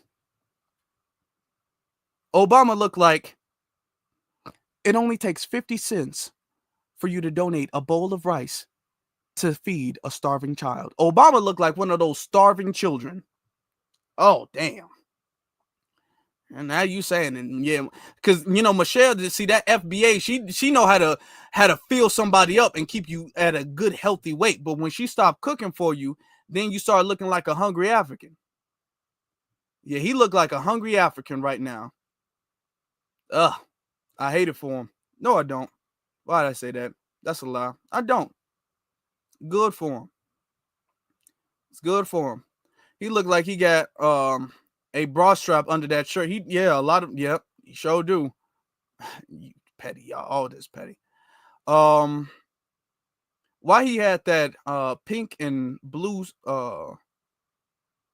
squid on his suit? Which picture you talking about? See, I don't got time. Pink and blue squid. I didn't even notice that. Hold on.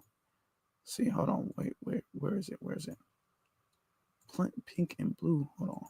Where is it at? Where is it at? Where is it at? I don't know what you talk. Hold on. Which one? Oh yeah, this one. Yeah, Roland, what is this? Now I'm thinking about it. See, now you got me thinking about it again. Okay. I'm done after this. It's over. He said he got this pink and blue squid. What is that? What is that? What is that, Roland? What is that? And you thinking you looking cool. What is that? That's weird. That's a weird. What is that?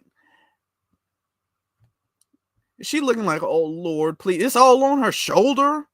Whatever. I don't even know. Is that an animal? Is that a flower? I ain't never seen anything that ugly. What is that? It's all on her. Get that off her shoulder, man. Damn. Ugh. Yep. He probably gonna have some allegations soon, and maybe Al Sharpton too. Who knows? Al Sharpton, he don't look that far from allegations. You don't look that far from Al. Yeah, Al Sharpton might have some. I know he's gonna have some money allegations coming up soon with all the money he getting from Kamala, but he don't want to spend nothing more than $25 at Costco. But y'all, DEI is over with, and we had a good live stream. We almost on for 4 hours. Okay, we are almost on for 4 hours. It's about to be 11 o'clock. It's about to be 11 o'clock, ladies and gentlemen. I gotta bid y'all a farewell. I got other videos I gotta edit. I got a lot to do tonight. Got other videos I gotta edit. Y'all gonna be out here having me clown Al Sharpton and Roland Martin all night long because you know we got the material. Come on. We only got 24 hours in a day. We only got 24 hours, and I gotta use it wisely. All right. So y'all make sure y'all follow me on my various social media platforms. That's Afro Elite on Instagram and X, and the links to both of those are in the description below. Shout out to everybody for the super chats. Shout out to everybody for the cash apps. I appreciate y'all. I love y'all so very much. Make sure you guys hit that like button. If y'all liked anything, and I know y'all did because y'all been here locked and loaded for the longest. Y'all liked anything tonight, y'all make sure y'all hit that like button. Y'all make sure y'all hit that subscribe button. Double check. Make sure y'all subscribe. They be tripping. Double check. Make sure you're subscribed and hit that notification bell because we got more content coming for you, and I don't want you guys to miss on anything. So y'all hit that like button, hit that notification bell, and hit that subscribe button. I don't know why I forgot that. Hit that subscribe button too. All right.